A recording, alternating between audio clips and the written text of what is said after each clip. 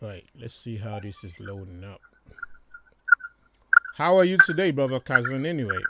Oh, it was a long day today, but I eased right on through it. Right. Yeah. What time are you at? Where you at now? It is 3 minutes after 6 p.m. Right. 3 minutes after Yep. 6 p.m. Yep. three Okay. minutes after Okay. 6 o'clock. Okay. All right. So we're almost 12 o'clock here. I think midnight. Midnight. Okay. Yeah. Yeah. Just roughly 12 o'clock. Yeah. I'm trying to see if this thing's loading up here yet. So Your part two is it's up. You have 13 watching. One person's already hit like. Well, now okay. two. I hit it. Right. Okay. So it's you can see it. You can already see it. Yeah. Okay. Yes, Okay. sir. Right. Just keeping an eye on that. Right. Okay. Okay. I can see it right now. Great. Right, family. Thank you for rejoining us. I hope that interlude wasn't too long, and thanks for Brother Kazan for being on the panel with us as usual. Enjoying the company and the wisdom and the words of life that is being put forth to you, family. We're in the UK, 12 a.m. UK time. Brother Kazan is 6 hours. Is it behind us right now? So we're saying shalom to all the family in the United States of America and all around the world. Wherever you are, reach into us and let us know where you are, how you're faring. And we greet you in the name of Iye, Ashe, Iye. Iye to all family. Thank you for rejoining us. So we got more questions to answer, more questions to ask ourselves, and views to take in how we even need to proceed. Because don't forget, family, some of you who would have been on this channel for the last couple of weeks, we had situations where we were in argument with some of our brothers. Some of them younger than myself, and one or two of them closer to my age. And anyone who followed that exposition would have noticed that, for real, if this is how the youth are, because that was a classic picture of what the youth are at the moment. They really don't want elders in their lives, and we're not gonna blame them. We're not gonna put the blame squarely on their shoulders right now. We just want to understand, even from our own point of view right now, some of us as parents, some of us as brothers and sisters, as the young and the elderly, we want to understand what's going on in our communities. We want to look at the social construct deficiencies that may underpin the disasters we see that we're going through right now. Anyone who's heard Brother Ty speak for some time, especially behind closed doors, like me being a keyboard warrior, well, can't call me a keyboard warrior because I'm always showing my face on videos. But what I'm trying to say, jokes apart, is Brother Ty's always said, look, my view in terms of raising our children in this kind of Western hemisphere is a disadvantage for us. That's my view. And I really hate to see myself being justified with such claims. It doesn't take the pain away. It doesn't make me feel better. And it surely doesn't make those of our families who've lost. We understand that one of the victims of this recent spate of killings was a young girl. So we send our condolences to her families. And if she's not the only female, we still extend the whole greetings to everybody else too. But we know that the majority of them are young men. So we know that there's some social constructs deficiency right now, especially on the father part, whereby it takes a man to raise a man. It takes a man to raise a man. Our women cannot raise a man. It don't work like that. Our women can nourish a man. And we're not saying that some of you haven't done it. If you've done it and you've been successful, that's in spite of the problems. That's in spite of the difficulties. Imagine what your son could have been if his father was there. Let's say his father was operating under normal circumstances too. Your son would be twice the man he is. That's the understanding you need to have. Don't go on saying, oh, Brother Ty, you know what? I've raised a son by myself. Yes, all praise to you like that. All praise to you like that, because you've delivered the essence of life. You've delivered that work. And we applaud you, sister. But hear what we're saying. When a man is raised without a man, it's always disaster. Something goes missing. It's like making a cheeseburger without cheese. That's what it is. Cheeseburger without cheese. You can still enjoy it. There's just no cheese in there. So what we're saying is we want to examine the social misconstructs, the social deficiencies that manage to produce so many of our young people. And we're talking about the UK, the US, the Caribbean, Australia. I mean, come on, brothers. I want to show some videos right now. I'm holding it down for a second. So we want to analyze what are the social misconstructs, even from a family perspective, from a within the, charity begins at home construct. What are those issues at home that makes these young men, these young women become what they have? If Brother Kazan's right there, if Brother Kazan wants to come in and try and do that, that would make me so seriously glad. Well, my position on that is this. As the elders them were giving us our orders, go to school, I want you to get a good job. I think one of the things that they failed us, maybe, they didn't tell us the why part.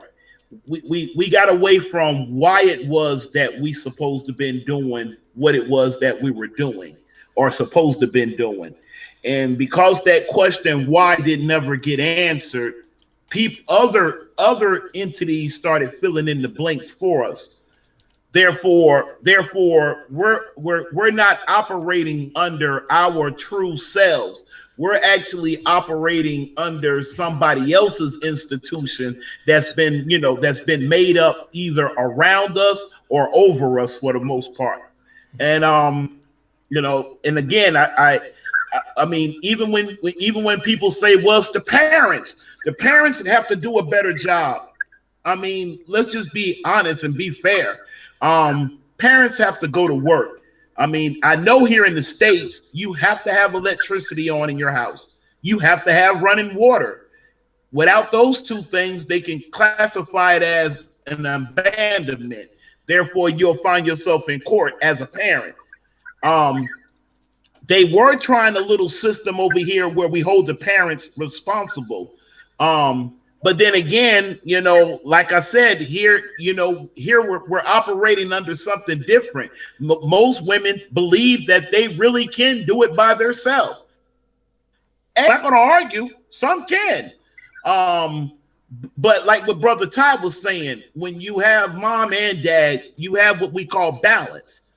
Mom might go low, dad might go high, but for the child, it meets them right there in the middle.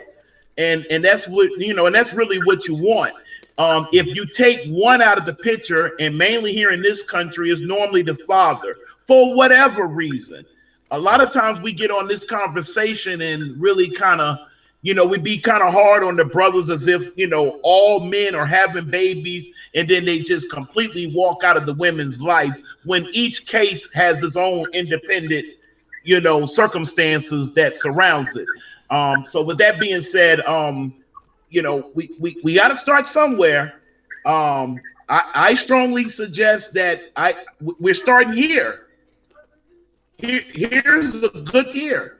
I don't know how many's listening in, but if each party here takes one thing, it'd be better if it's 2 or 3. But if they take one thing from this and whatnot, and actually relay it over to the younger, that is a start. But I mean, here in the 70s. I mean, let's look at that for a minute. Let's get real serious on that. In the 70s, they made a deal with mommy. They told mommy, hold on one second, let me close this door. Okay. They told mommy that we will give you an apartment. We'll give you Medicaid for the baby. We will give you food stamps. We'll give you cash assistance. In some states, they even gave utility assistance. We'll give you all of that, Mom, if you do us one favor. Keep the dad out the house. If you keep the dad, will provide you with all those things I already mentioned on that list. For some women, or I should say a vast majority of women jumped on that deal. And they did. They got the apartment, food stamps, Medicaid, cash assistance, got everything that they needed in order to run a complete home. But the object of the game was to keep the father out of the house. Well, after that generation came, now you have this generation who really, they're like, well, my mom raised me by herself. Therefore, I can raise my child by myself. I don't need a man. I don't need no man. And that's what, and that's where it's all just kind of being circled around there. And that problem never really got properly addressed, not even by the big heads, the Al Sharptons, the Jesse Jackson, the now been, Crumps and whatnot, which I have some other opinions on why that was, but either we'll catch that in the book or we'll discuss that later. But the point is, the family was attacked. And they went through the woman in order to do it. I'm not passing no blame on the sisters. I'm just giving you a historical background of what happened, and you can easily, pull up the records and look at it. Starting in 1972, to be honest with you, that is the year that they started executing that of pulling the dad out the house and leaving the mom there to have to, kind of fend for herself as well as the children. And now today, you see the past product of that.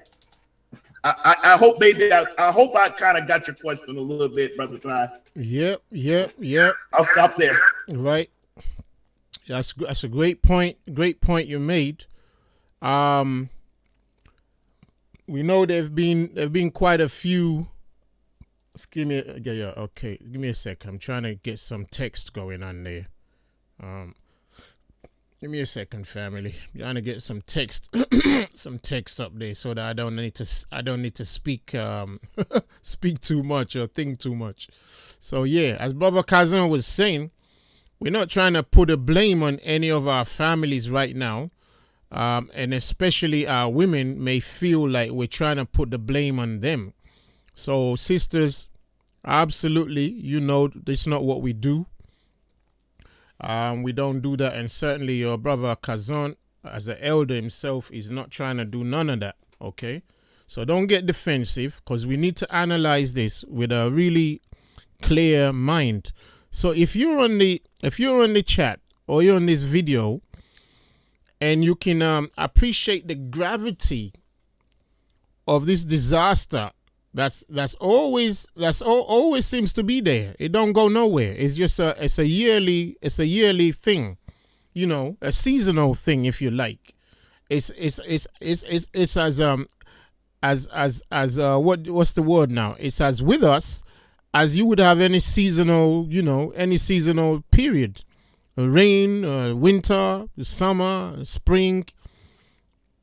The same way we have this, call it black on black crime, unnecessary deaths and murders between the black families here in the UK, in Europe, or in the Americas, even in Australia right now. It's madness. Everywhere we turn our faces, turn our eyes, The same disaster. It's like a script. It's like a common script running or having been put in place. Call it a conspiracy. A common script. A conspiracy on the earth. And this the word right now. Some of you've heard us bring in a word that we called it we called it negrophobia. Okay, you've heard that one before. You've heard negrophobia before, Brother Ty likes to take claim that that's a word he brought up. I like to take claim for that. Because it just makes us think. Anyway, we know which one negrophobia is. All right. Okay, thanks. Thank you, Sister Lexi. Yeah, I'm gonna check that one. Thank you. I'm gonna check that one. But now we seem to have another name to add to our problems right now. Thank you, Israelite Jew, for supporting me. So history is gonna say, yeah, there's at least one or two witnesses now that are gonna say, yeah, Brother Ty coined the word negrophobia. Makes me feel important, family. But we've got a new one for you again, if that hasn't been already coined. There's a new one right now. Don't forget, we got Addiction to Chaos, which is AC by Brother Kazan.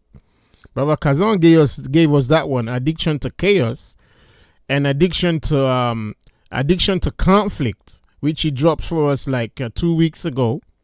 Addiction to Conflict, and we have the Addiction to Chaos, which we call 2018 AC.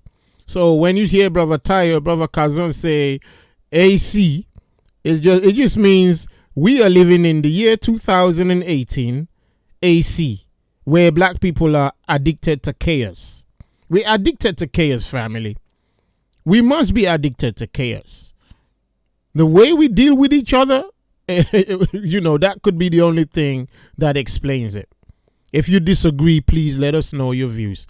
Give me 1 second. I've got to run to the emails and check what messages are in there, please. Okay. Hey brother, can I call in? Okay, so we're gonna take we're gonna add stock oat 123. Yeah, we're gonna add you into the call. That'll be the first one there. So give me a chance. I'm gonna sort it all out. Brother Kazan, you all right there? Absolutely, brother. Okay, I'm just gonna try and add 1 or 2 more people onto the panel. So don't get rattled if you see a face next to yours in a minute. No, sir. Excuse me. Let me see. Okay, so stock oat 123.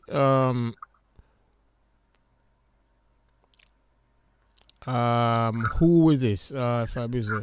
Okay, 1111. You can come on. You can obviously. Yes, you can come on the show. Like to hear your voice. Okay, so I'm gonna copy you and add you onto the chat panel. Yeah. So if you feel better, try and come in. If you think you're still feeling under the weather, we understand. But if you can, it's all right. We'd love to hear your voice. Okay. All right, 11. So great.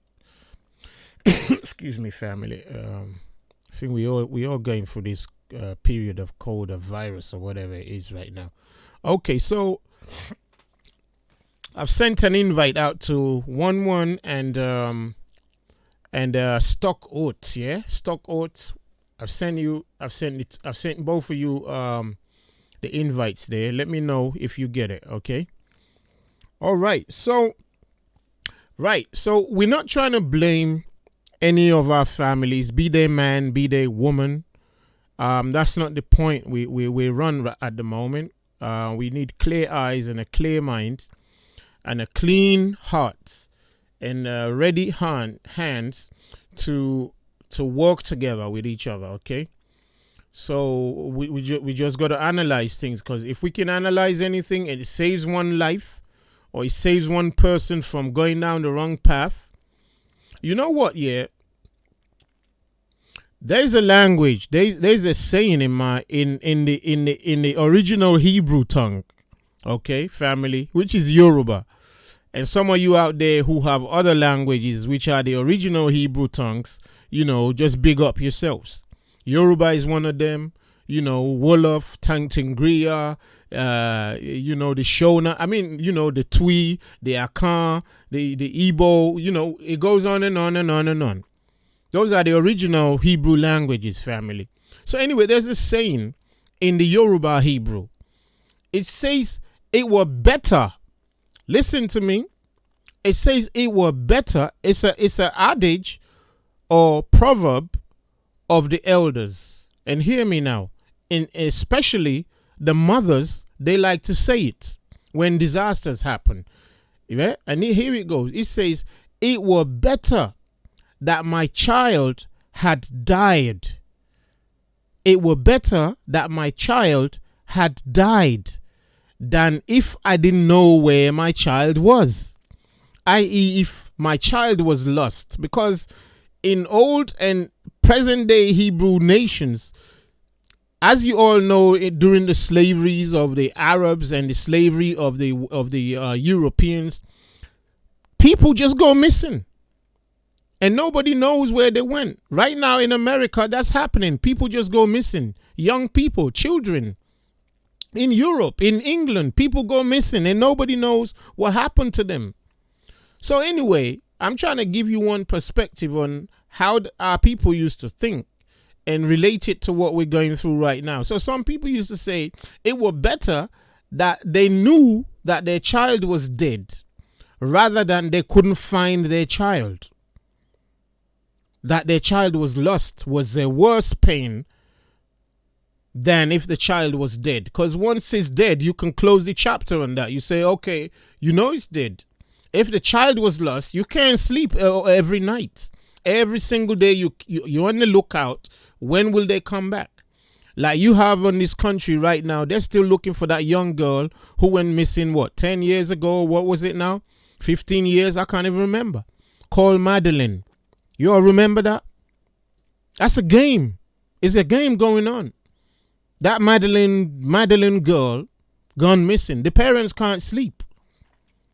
But for us black people right now, we're in a situation where we're losing children unnecessarily. We're losing children to unnecessary murders and death. And the question is this necessary? Wouldn't it be better? I don't know. You tell me. Wouldn't it be better that they were just, or is it the same thing? That they were lost rather than just dead? Because when we go down the path of being in a gang, either because of our social problems, home problems, it's the same as being lost. Because it doesn't really matter that you're alive, actually. You're alive for what? What are you alive for? You're alive to do the bidding of a different spiritual realm. You're not alive to do the bidding of your own nation. Our nation needs to be growing, family. Our nation needs to be growing. Right now on the face of the earth, the likes of Bill Gates and his foundations are trying to get rid of black people because they say we're too many of us. Eugenics, population control, all of that kind of stuff. They want to get rid of black people. They say there's too many of us. You go on some websites or some YouTube videos, people be complaining about there be poverty going on in Africa. And some white people be complaining that, well, yeah, you black people should have less children. Less children? The Creator didn't ask us to have less children. He asked us to have more children. He said, go you forth and multiply and fill the face of the earth. But with that edict comes responsibility. Responsibility for us to promote life, not to promote death. But what we're seeing now is Death is being rolled upon us in the house and outside the house, in the city and in the rurals, on the mountains and in the valleys, in the house and outside the house. It's death all day long, family. So we are complying with the population reduction, if you like, with the black population reduction agenda on the earth. So we gave it a new name, family. I'm going to let Brother Kazan come into this one in a second. The new name, you've heard Negrophobia, and I hope this language is right. If you like it, there it is. It's called negricide. Negricide. Negricide. Where Negroes are taking their own lives. Negroes are making sure that the Negro race don't survive. Negroes are making sure that we can reduce our populations for all those who hate us so they don't have to spend money doing it. Negricide, family. Give me a second. Let me check if nobody's if I'm not ignoring anybody yet on the chat. Okay, we've sent out the two invites, family, to 1-1 and I forgot the other brother's name, but please come on when you can. So negricide, the taking of our lives carelessly without value, is this new one right there. So coin that phrase. Make sure it stays in your mind. Because we're dealing in death right now, family. That's why we came forth long ago and saying, you've got to divorce the God. Divorce the God. Oh, where am I right now? We have to divorce the God. But this is what's currently going on, family, because our children have been sold into the world of the God, and they cannot disengage. They cannot disengage. The human sacrifice that the God requires is rolling on full steam. We need solutions. I'm going to let Brother Kazan jump in right there. Brother Kazan, you're there?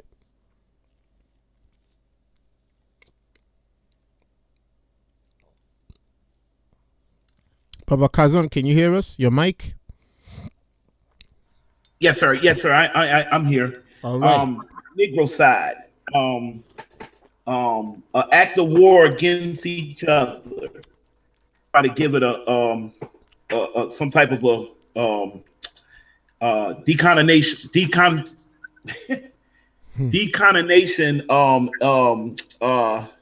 definition. Working against each other. Finding conflict amongst ourselves, but without ever checking the overall conflict that affects us all. Which one? Sorry, Brother Kazan. Which word are you dealing with right there?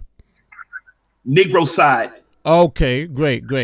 Yeah, start again. Let the people hear it, because I wasn't sure. Please start again. Just kind of fishing. I was taking that word and just kind of fishing around a couple of different definitions. Okay. I see. Yeah, I would like to hear some of that, please. That can fall up under that. The most important thing where we're standing at here in 2018 is we all see a lot of things going on around us that's going to affect us.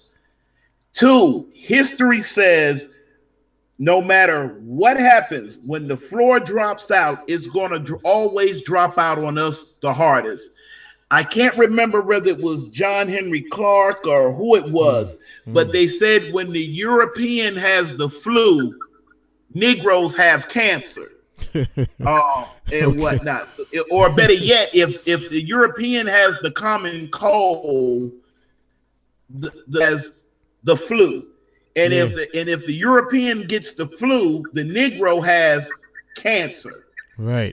Meaning we're going to be at the bottom of the bottom. But here's the point: we don't have to be. Again, we were discussing earlier in the last section as far as that disconnect. The people, the crowd, the youngsters that should be listening in on shows like this and other shows that are geared around this kind of conversation, they're not. And they're not and 9 out of 10, they're not going to get introduced to it. Even though I'm sure some people could come in the chat and say, well, the church is still in the community. Look, let's go back to that Black Panther movie. What was the main thing that we realized was the overall subject? And that was Wakandans were only worried about Wakandians. They wasn't worried about the rest of the other Africans and their fellow brothers and sisters, from the islands, from South America to North America. He was specifically only worried about Wakanda and Wakanda only. We got to change our attitude towards one another. We got to, and a lot of the brothers, though, yeah, they got those guns and they got that attitude and stuff. They need to kind of lighten up a little bit. Start trying to realize, maybe try to look at it from who's on your side and who's definitely on your side. For instance, am I a friend, or better yet, is Brother Ty a friend of Brother Kazan? If Brother Ty tells Brother Kazan, yeah, you ought to get up. No, don't go talk it out with that brother. If I was you, Brother Kazan, I'll go shoot him. I'll go shoot up his house. I'll go spray his car down, and so on and so forth. I don't deal with friends like that. Neither am I a yuck Negro. That's another thing we need to get away from. What is Brother Kazan talking about? A person can say, man, the sky is navy green, and you have 4 or 5 brothers that'll be standing there. Yup, sure is. Yeah, man. And good and T well, there's no truth to that. But instead of them putting the record straight and be a man about it, they'll rather kind of take the mouth side because they don't want nobody to say something negative. They don't want nobody to call us, call them weak or nerd or they soft and stuff like that. Those type of names and stereotypes that get wrapped around us destroys us in the end. And look, I'm a historian, okay? I'm a historian. All I can tell y'all is I have never seen history of people move from one position. I'm not even going to say from the bottom to the top. I'm just going to say from one level to another level without them having some type of honor, some type of code, some type of respect system set in place, no matter what your religious background, whether you're dark-skinned, fair-skinned, light-skinned, whether you have nappy hair, in between hair, or straight, hair. If we are one nation, even if we're being separated by continents, if we are one nation of people, we ought to act like it. And again, it takes all of us to participate in. Not just people surfing YouTube to see who's having a good conversation. The whole point of what Brother Ty is trying to do, my contribution, is that when we get off this line, we continue conversation amongst our family, amongst our co-workers, our friends, and whatnot, and most importantly, people who look like us. We continue it on. It just don't be, okay, Brother Ty just did a show tonight, cut the show off. That's the end of it. We don't think about it no more. We don't review what was talked about. We just kind of go on, until the next time. That's not how this is supposed to work. We supposed to, be able to, build And then after we understand how to put a blueprint together, then we take it on to the next brother. I mean, gee whiz, man, we could have really been on, man, we could have almost by now, 2018, we could have had an underwater freeway from New York to London, from there to Africa by now, if we all would have been working towards that. But we're not. We're busy. Again, the parents are working, the kids are on. They're being taught things by other kids and when I say children now or kids, I'm talking about it could be somebody 60 and still be acting as a child and whatnot. But they're taking the wrong advice from the wrong people, therefore it's setting us back. And we need to stop. And we do. We really need to stop. We need to really be able to have some real conversation without everybody's feelings getting into it. Because once them feelings and emotions get in it, and I'm talking amongst the brothers, once the feelings and the emotions get in it, what are we acting like at that moment? What are we acting like at that moment? The moment we can't control our emotion, but yet we call and consider ourselves men. Okay. I'll stop there, Brother Ty. Right. Absolutely, brother. Excuse me. Emotional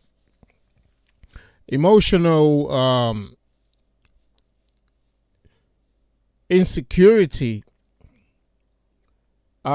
is one of the things that is driving on our disobedience to our own national spirit. If I just summarize what I think Brother Kazan is trying to explain to me anyway, our condition requires us to focus on ourselves as a nation of people, as a nation. But we're focusing on ourselves as individuals and as splinter groups and emotional men.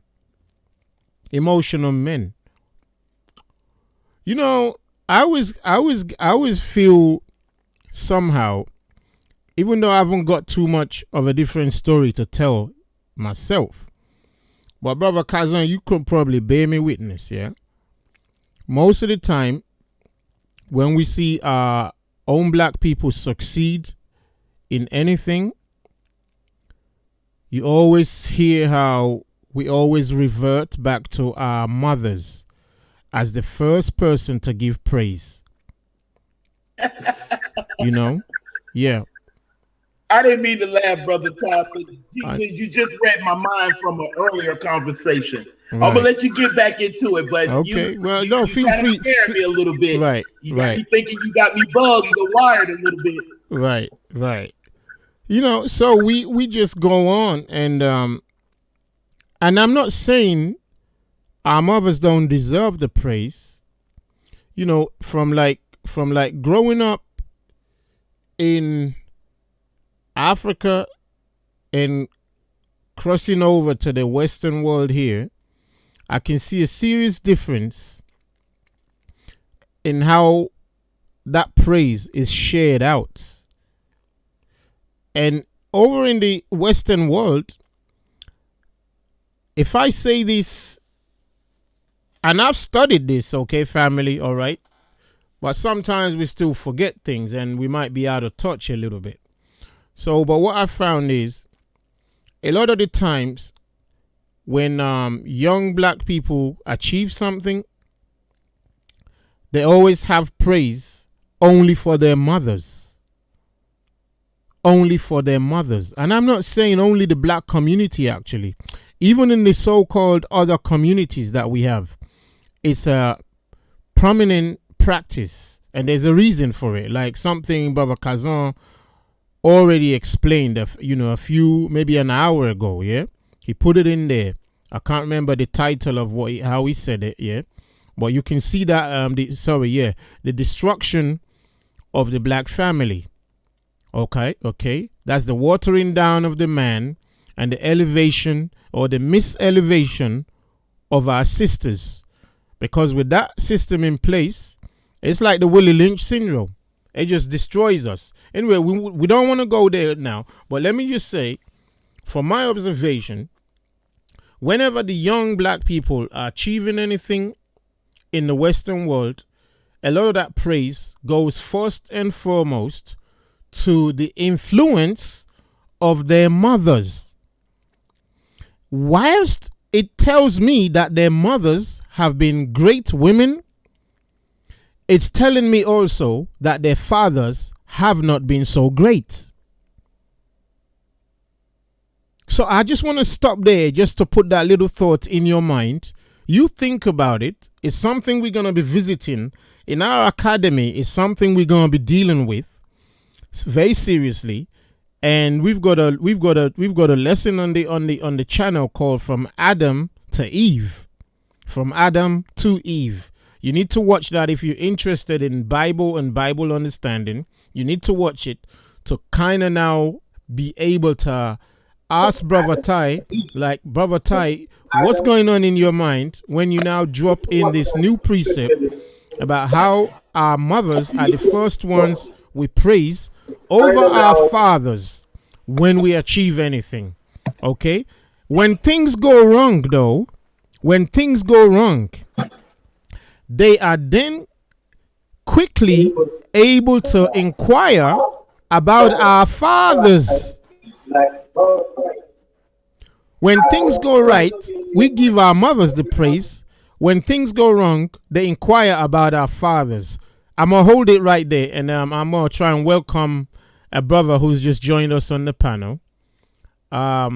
Brother Andre, am I correct? If you can hear me, just unmute your mic, please, brother. Is Brother Andre, can you hear me? Maybe unmute your mic if you're still there. I don't know if the brother can hear us. We can still see his. Can you? Let me see. Let me see if he hears us. 1 second, family. Can you hear me? Can you hear me to Brother Andre? Maybe you need to unmute your mic if you're still there. Okay, family. We'll wait for that. Whilst you're at it, family, like up the video, like up the channel, hit the like button, hit the share button, hit the subscribe button, hit the everything button. Our website is there. Our app is at the bottom of this video. For those of you interested in staying family with anyone or everyone you're talking with on this channel, please download the app at the bottom of this video. There's a description there and the link is there. Also help us donate. Help us to continue the work on the vision we have. We're going to be going into also probably a part 3 on this video session. So any of you who want to join in, it's a free open session this evening. We'll be talking about what we're talking about right now and every other kind of solution that links into what we as a nation need to do. So Brother Andre, are you still there? So hit like button, hit share, hit subscribe. There's quite a few of us watching right now. Encourage one another to hit the like, share and subscribe buttons. And this message can go out to more people. Also, if anyone find Brother Kalam, if he's not too tired already, would like to have him on the panel to give us a rundown of what's happening down on the ground from his point of view, what he's seen out there concerning this ongoing phenomenon, disaster, black on black knifing, stabbings, shootings, and negricide, basically. All right, if Brother Andre is not there, I don't understand. Brother Andre, are you there? Can you hear us?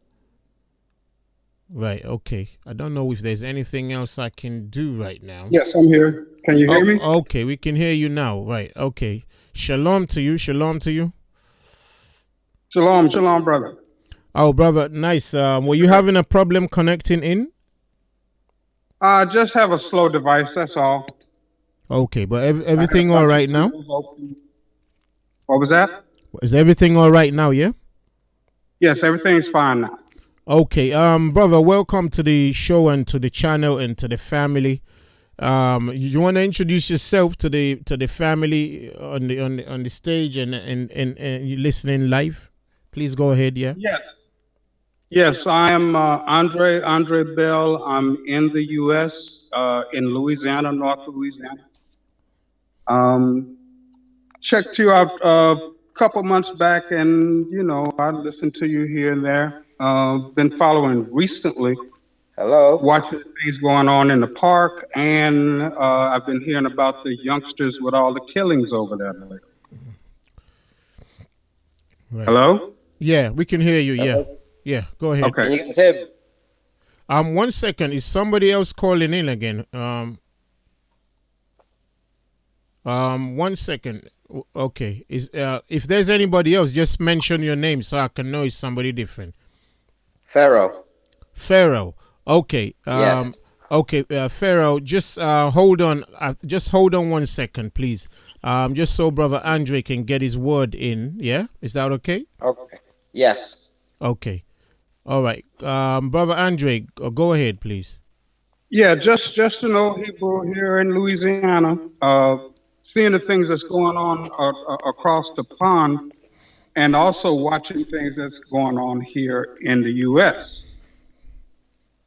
One of the things I'm convinced of is there's a lot of agent activity, control activity here in the U.S. In the big thing is the presidential election, the whole investigation, and specifically the use of social media to change people's minds as far as the election.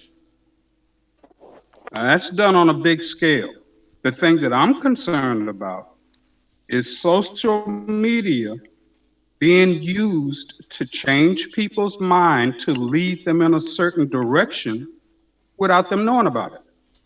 And we see it's being done on a governmental level. We better pay attention on the street level. And with that, I'll mute my mic. Okay.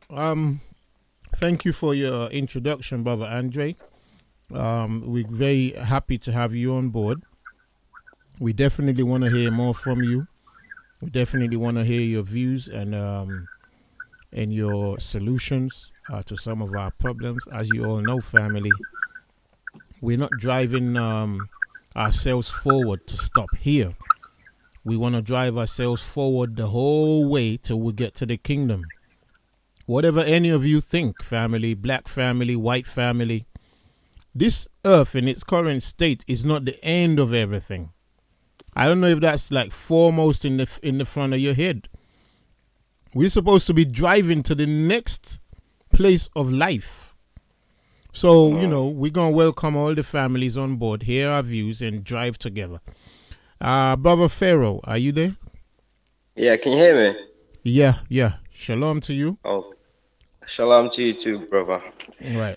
First of all, thanks for having us on your show. It's a pleasure to listen to all my elders. You guys speak the truth. I enjoy your show, Ty. Right. And yeah, the thing is, I think the problem what we have in the black community is black men like myself. Well, a lot of black men is they're distracted, and I think they're distracted by all this Hollywood, all this rapping, and I think it's just a shame, that we can't do for ourselves because, like the other brother was saying, the amount of minerals we have in Africa are at our disposal. We by now should be borrowing money to other nations. And how we're in debt is because we've got corrupt leaders who don't do nothing for us. And I think really we need to build our own economy. We need to do for ourselves. For example, if you look at the Asian community in the UK, you won't see a black guy behind the till in a kebab shop or a white guy. They will do for their own and they will build for their own. I think that's what we need as black people. We need to do for our own. And we need to unite. We need to stop all this tribalism, all this religion, and we need to unite and do good for ourselves and for our community. And for the fathers as well. I think it's a shame, to be honest, because me growing up, I've grew up with a single mom and I've seen her struggle, but my dad was still in my life. Do you see what I mean? So I've always had that edge. But when I've seen other people's family, other black people's family,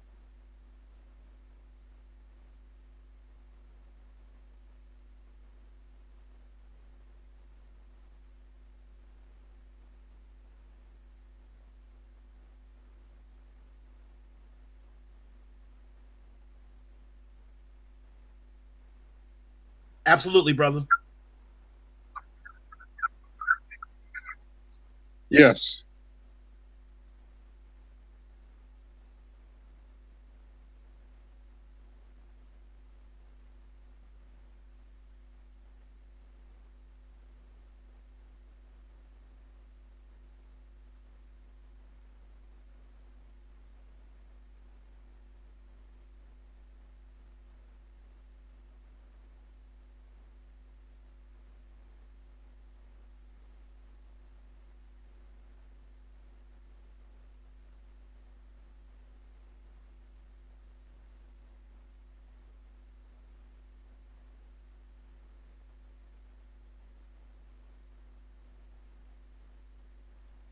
Brother Ty, I hate to cut you off. I see three messages in a row that they're saying they can't even hear you. They hear no sound. That's me. That's yeah. I'm Okay, sorry, brother. family. I'm going back to mute. Yeah. Thank you. Thank you, brother Kazan, for being my monitor right there. Sorry about that, family. I've been trying to mute my mic when somebody's speaking, just to offset the echo, and I forgot to switch it back on. So thanks for that reminder again. I was speaking for about a minute and a half, thinking I was talking to you all, but sorry about that. So yeah, brother Pharaoh was just coming in, and he went straight in to the social situation that produces our kind of condition, and we was just enjoying that, but his link got cut off again, so hopefully he'll be able to rejoin us. Let me see if I can make brother Andre maybe go on the same tangent as well. Brother Andre, Yes. we want to excuse me, we want to look at some of the social misconstructs, i.e. some of the problems that the young, including somebody like myself, I can give an example of myself as well, that even though I did have a father, I had a big man for a father, I had a seriously powerful man for a father, but growing up, I didn't see much support. I really didn't see much support, but he was there. He was there in and out in a serious way, but he wasn't there in the terms of support. So when I see people who come from homes that don't even have that much say social class and social background, and they having to run into these kind of problems where, single mom or no mom at all, single dad or no dad at all, or no parents at all. I did social work, so I understand, what breaks up families and how people end up in all kinds of, homes for children, delinquents, and juveniles and all that stuff. So I understand that. And what do you think, from your point of view, what can you add to these social deficiencies that we find that could be a cause for our youth in this side of the world and your side of the world? Well, to add on to what you were just saying, in my particular case, I think I'm back. Okay, brother Farrell, just hold on, yeah, and just try and make sure all your things are fine, all right? At the moment, just mute your mic as well. We will let you write in after brother Andre is done with this question, yeah? Yeah. Okay, brother, thanks a lot. Okay. Yeah, go ahead, brother Andre, please. what I was saying was going along the line similar but a little bit different Growing up, my mother left my father when when I was still in her belly. Found out he had another family, blah, blah. But I was raised in a good home, even though it was a home, uh, a lot of women, but it was a good family, had a good upbringing. But one thing I can say, growing up without my father did delay my development because many things that fathers teach their sons, those things I had to learn on my own through observation. So that held me back for a while. But that's a problem that we've gone through, for the longest. For us over here since we got off the boat. Now, for us also, we don't know what happened before we got on the boat. We lost all of that. It's starting to come back now. But the biggest thing that I see now, and I'll put it out to the world, I'm unapologetic Israel all the way. And I know the end game. And the end game is us to get back to Israel and rule. Now, how we get there and when we get there, that's the big question. In the meantime, we have one huge problem. That problem is we don't have any gold, we don't have any guns, and we don't have any friends on the face of the earth. So that's an extremely bleak picture, but it's a true picture. So we better figure out quick, where do we go from here?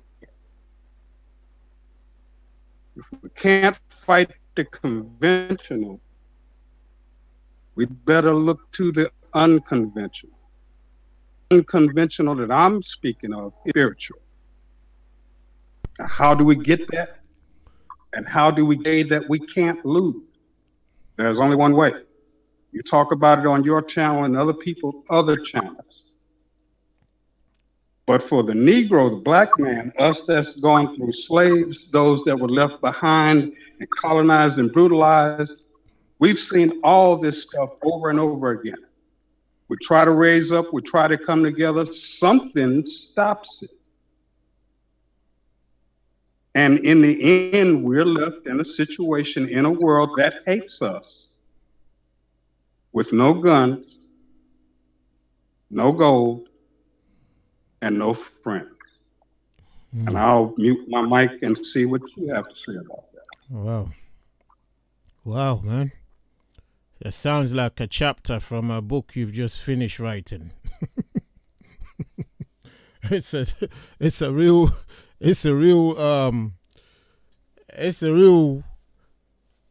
horror movie story picture there. No friends, no guns, and no goals. I know the guns is a metaphor for military power and defensive military power, protective military power, security military power. So I don't want anyone to think we're saying, yeah, like you get a knife, get a gun. No. So take some wisdom in that, family, from what Brother Andre has just said. It's a serious truth. Like the Dr. Henry Clark did say, that black people on this earth, you have no friends. It doesn't matter where we turn, family. We turn to any religion. We don't have friends in them. How they're going to drink our blood is their foremost thing. But we're the only ones who don't see ourselves as anything else but religions. We need to see ourselves like everybody else sees themselves, as a nation. We like to see ourselves first like in religions. As a nation of people, we don't. Our minds have been rubbed clean from the nation psychology. Let me see if Brother Pharaoh is still there. Brother Pharaoh, are you there?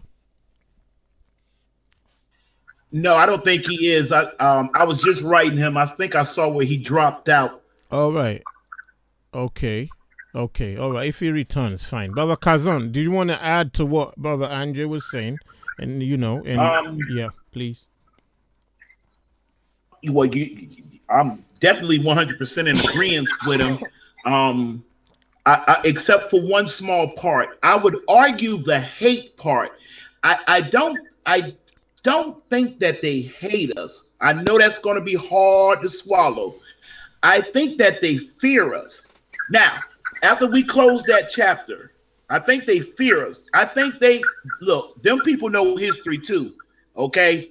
Matter of fact, remember, Brother Dre, those 200 and something years where it was illegal for us to read and write, it wasn't illegal for them to read and write. So they're fully aware of our history, our powers, and what we are able to do, which therefore sets the table for them to keep us divided, have us thinking that some of the things, groups and organizations and so many things that's out there really works more invited. Brother Andre, you sound like a brother that's kind of keeping up with a lot that goes on here. um just think here, what, 2 weeks ago, you have brothers who are bringing other brothers on board, and they're ready to actually, they're past talking now. Now they're ready to actually go into some type of a war to retry to hatch what Elijah Muhammad was going through. May he rest in peace. What Brother Malcolm was going through. What was Brother Elijah or in Nation of Islam's Excuse me, may I break in for a second? Sure, absolutely. Go ahead. That is exactly why I made that statement about the guns, gold, and friends. Now we can try to go that route, and it's not going to be pretty. That route is not the route that we can take. Mm. The gold, we don't. If we had guns, we wouldn't have the money or the gold to buy more ammunition. And if something Let goes me see. Can I down, get you to agree with me with this much? Will you agree? Now, if you're really talking about that deep conventional MiG 16s, atomic bombs, no. But if let's we have guns. Um, um, how many planes, how many tanks, how many armored okay, yeah. So vehicles, okay, now that we May I don't jump have. in? how much artillery, and how much does it cost to rearm all that? Now, So now, now, I'm back in agreement with you. I'm once back. you shoot your first supply, I mean, you're done. You're So right. that, You're right and that's about the that. reason I'm saying that whole way of thinking is not going to work for us. Brothers, can I jump in? Yes, Hello, hi, yeah. Just on that, I think what we need is a defense for ourselves. If you look around the world, the way the respect between, let's say, the West and Russia and China and even North Korea and Iran, the reason why they're not getting bullied as us Africans are, because I mean, for example, the UN, 54 African countries, we haven't even got a veto power. Not even one.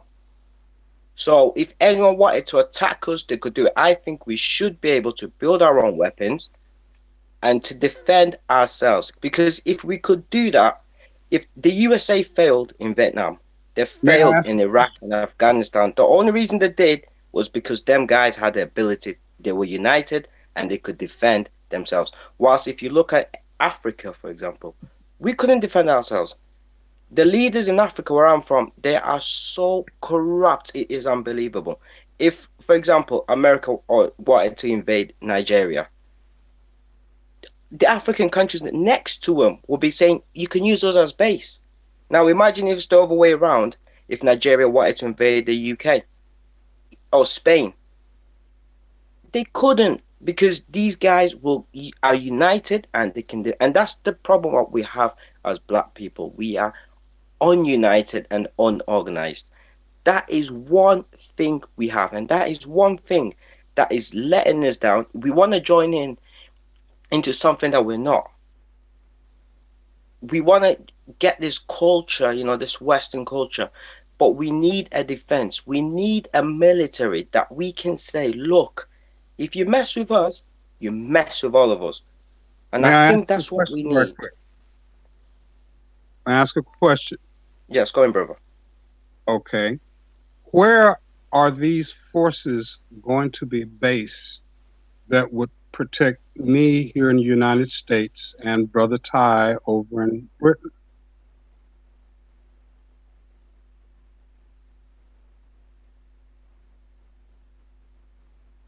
Hello? I Don't think leave me out. I'm not too far from you, brother. Andre. I heard you say you're in Louisiana. I'm right here in Pensacola, Florida. So don't leave me out. I'm sorry about that, guys. I just keep on getting bad signal and bad reception. Yeah, just to answer your question, you were saying that where would we get, which country? Africa is our motherland. Whether you live across the sea or you live in the Caribbean, South America, or America, Africa is our motherland. Look, the Chinese people that live in the UK, in whatever, they know for a fact if they went back to China, China would defend them. The Indians, the same. And we But need a force, who will whether it's let a me nation of forces, let me whether it's ask a nation of force. Sorry. let me ask this question.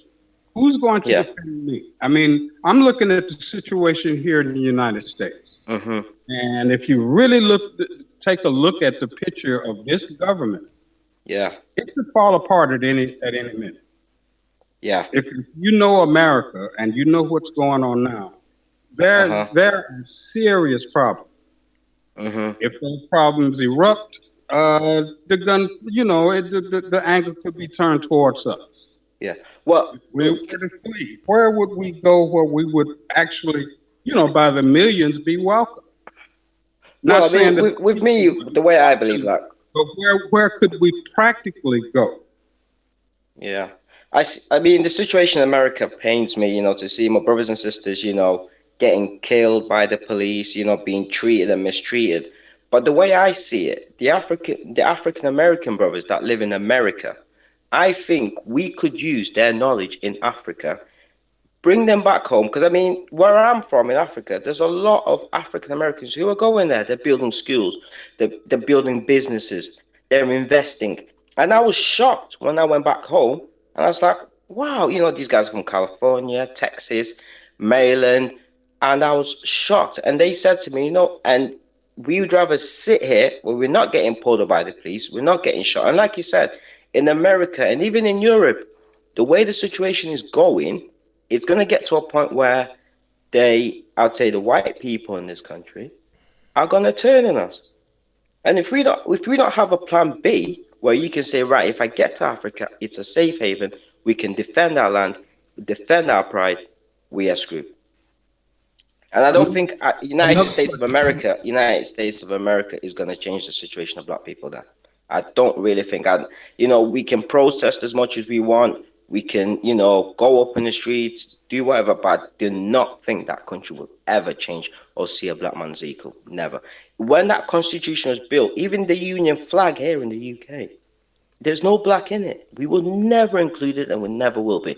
As much as they go on TV, all these politicians, and they say this, they will never ever change. The situation will not change. I think the only way the situation will change is if our black brothers and sisters in America started coming back home to Africa with their knowledge, building our nations, and that's the only way I can see going forward. I do not think the situation in America is going to change, no matter what. Okay, another question. And this is coming from an American perspective. Okay. Hmm. Yeah, Say if things go south here in the US and I yeah, jump up and grab my family and relocate to Africa. yeah. Okay.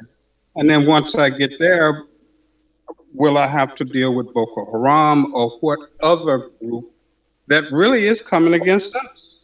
Oh, of course not. I mean, you know, I think, brother, if you yourself, with that knowledge that you've got, came to Africa, yeah. I mean, Boko Haram's only in Nigeria. Africa's big. It is ridiculously big. You can go to Kenya, you can go to Mozambique, you can go to so many countries, right? With your knowledge, brother, you will be absolutely welcomed. 100%. And you know what the thing is, right? This is the reason why my family always says to me, go back to Africa, go back to Africa. It is home. You are amongst your people. You are welcome. You ain't gonna get stopped by the police. You're gonna get the government that's trying to oppress you. And with your knowledge, brother, in one African nation, if you gave advice like this, Africa would be different. That's the Well, thing. Us people, we live abroad in, well, whether you live in the US or in Europe, we live here. We're trying to change the situation. It's not gonna change. These countries, the institution is built. Excuse me. Have we lost brother Pharaoh again? it sounded like he dropped out. Yeah, yeah. Um, Oh, This keeps oh, on kicking me out. I it's don't know back what's again. going on. The connection is really bad. I'm sorry. That's all right. Yeah, Yeah, back on stage. yeah. We can Carry on. we can we can we can protest as much as we want. We can cry, oh, we're getting killed, getting this, but it's not gonna change. I tell you one thing, brother. You see that our brothers in America. If tomorrow they left the United States, I think someone like Donald Trump will be like Pharaoh in the Bible. He won't let you guys go because he knows as soon as you guys land, the knowledge that you guys are gonna give up to our brothers and sisters because you guys have dealt with it for 400 years. You know the white man better than us. You see what I mean? When I he's went when I went obedient. to Africa, when I went to Africa, in certain villages, as soon as they see a white man, they think he's there to save him, he's there to give him money. They don't know that he's there to start up a gold mine. You see what I mean? Now, the thing that I'll say is, and this is from my perspective, okay, and going from a scriptural perspective, I'm convinced that that is our only hope. That will be the only unifier. That is the only thing that I can see that would unify us. The Sorry. reason I say that, Excuse me. Sorry. Brother Andre, Uh, could you please start? yes, Could you please start again what you were saying? I missed some of it, or I don't know if it's the connection because it sounds really important. Just making sure people hear all of it. Please, could you please start again? Yeah. okay, I was just saying that the perspective that I'm coming from, there is only one hope for us, and that hope is in that Bible. That's where the power is. It's all there. That's the thing that will unify us. These other paradigms I've seen over the years. I'm 62, will be 63 in a month or so. I've seen all these things before. I've seen the civil rights movement. I've seen, us go through the 70s and lose all that. I've seen the 80s and the start of Ronald Reagan and how, our fate turned. I've seen these things and they have not worked. I've seen the things looking back over Africa and the things that we've tried to do, and it did not work. Somehow we failed, we tripped, we were dominated, and there's a reason for that. Now, my contention is our home is not Africa, and I'm not an Africa basher. I'm not, and I do not deny that that's where we came from when we came on the slave ships. Okay, but from my understanding and from where the power emanates from, that is Israel. That is our home. That is where we left from over 2,000 years ago. That's where we spent 1,200 years sojourning through Africa, losing what we had back home, settled, made new lives, and then ran into Islam. And from Islam, we ran into the Europeans, and here we are. It's been a long history, a long road of our failure since our fall. And we have to turn that around. And there's only one way to turn that around. And it's come back to the truth in faith. mm, We have to fear the truth and love the truth. We have to fear it with all our hearts, love it, meditate on it, and those that by itself, and the truth I mean our Elohim, so that there's no misunderstanding. So that we can find a way to tap back into that power. We've lost it, and we've got to get it back. Guns, gold, and friends won't get it for us. And I'll mute my mic. But brother, Yeah. Well, Wow. wow. Right. This is a dynamic show.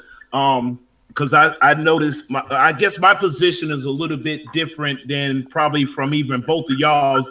I'm a strong believer, and again as a historian, I believe that we were already here. I think that they left or let me say it this way. I don't believe all of us whatsoever came from Israel or Africa, the continent Africa. I believe the vast majority of us was already here.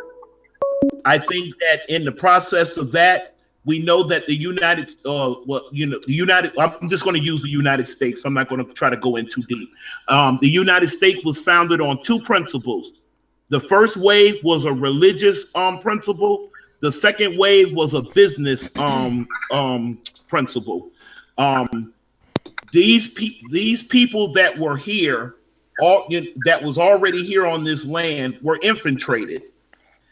Already had a system set up, and it got infiltrated. Um, I'm just kind of making it Ask a question quickly, brother. sure, brother.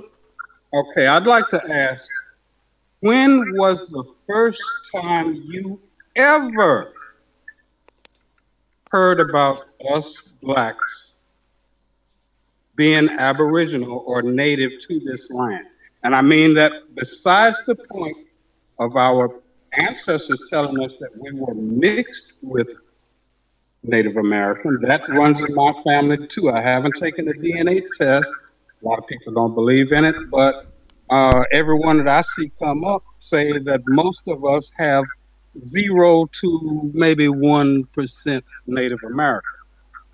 But the question is, when did that idea come up? Because in my 62 years, the first time I heard that idea was in the last 2, 3 years. Okay, let me answer your question. Um, what all love here on this segment. Um, I know because my grandmother, okay, my grandmother who knew her grandfather, and now we're definitely into the mid 1800s now. When I say her grandfather, already was told from her grandfather, not only were we already here, he gave his daughter, which would be my great grandmother, my grandmother's mother, he gave her a direct order to get that land back that we owned in North Carolina, which she did. And I have the original deed and the paperwork that goes with it right here in my possession. With that being said, which I'm gonna try to keep this real kind of simple. I want to return around and ask you the question: when was the whole African we came from Africa idea mainly incorporated into our system, our ears, our mind? I can say for me, it's been 62, right at 63 years. Okay. All right. So and I think I heard you say you're in your 60s, so you were probably born right around like late 50s. Early idea mainly incorporated into our system, our ears, our oh my. Let me see here. Can y'all still hear me? Yes. Let me say this to kind of clarify where I'm coming from on that. And Take your time, brother. I'm not trying to attack anybody's position on anything. And yes, as far as our families, I have half brothers and sisters. Their mother was raised on a reservation that, was Indian. Yes, I do not doubt that there was not the mixing. But the reason I kind of bring that up is that particular idea that's a new one and several other ideas. Another one that comes to mind off the top of my head that a lot of people are talking about is the whole flat earth thing. Then you hear people talking about the Mandela effect, and you'll hear about this theory and that theory, this faith, that new way of doing things. The one thing that I see that this scattering of ideas does is cause confusion. And it keeps people confused. It keeps people having some reason to have some conflict. It keeps us off of one accord.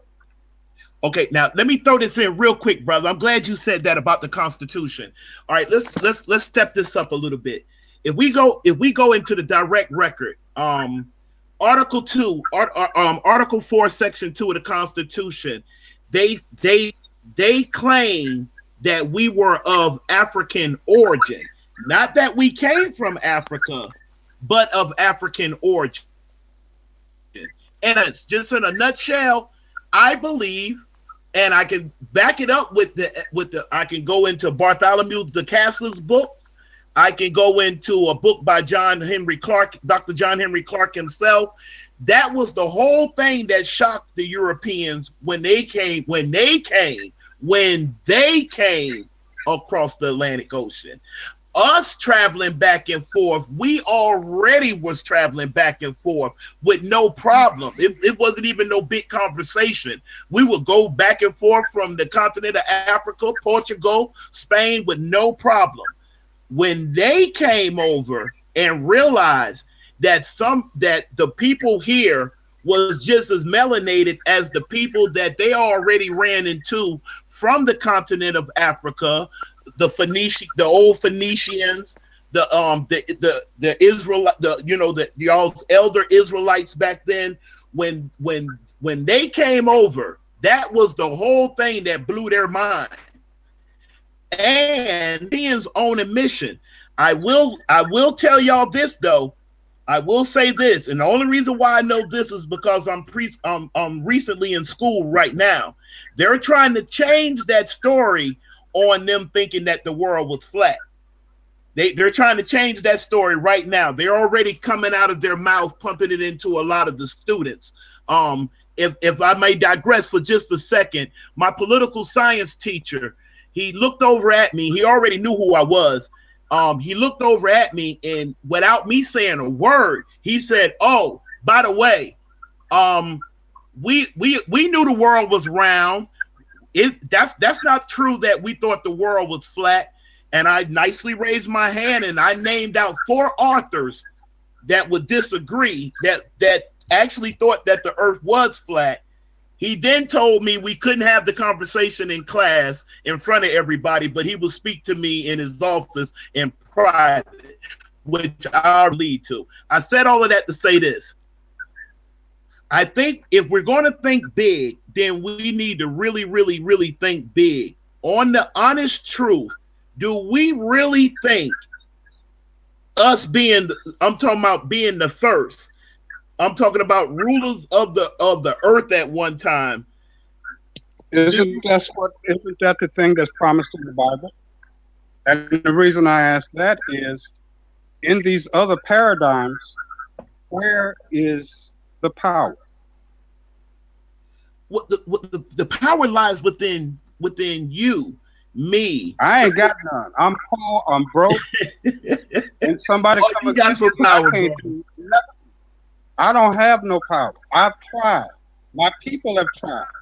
So anytime somebody coming with me with that, I gotta just label that bullshit. Excuse my French.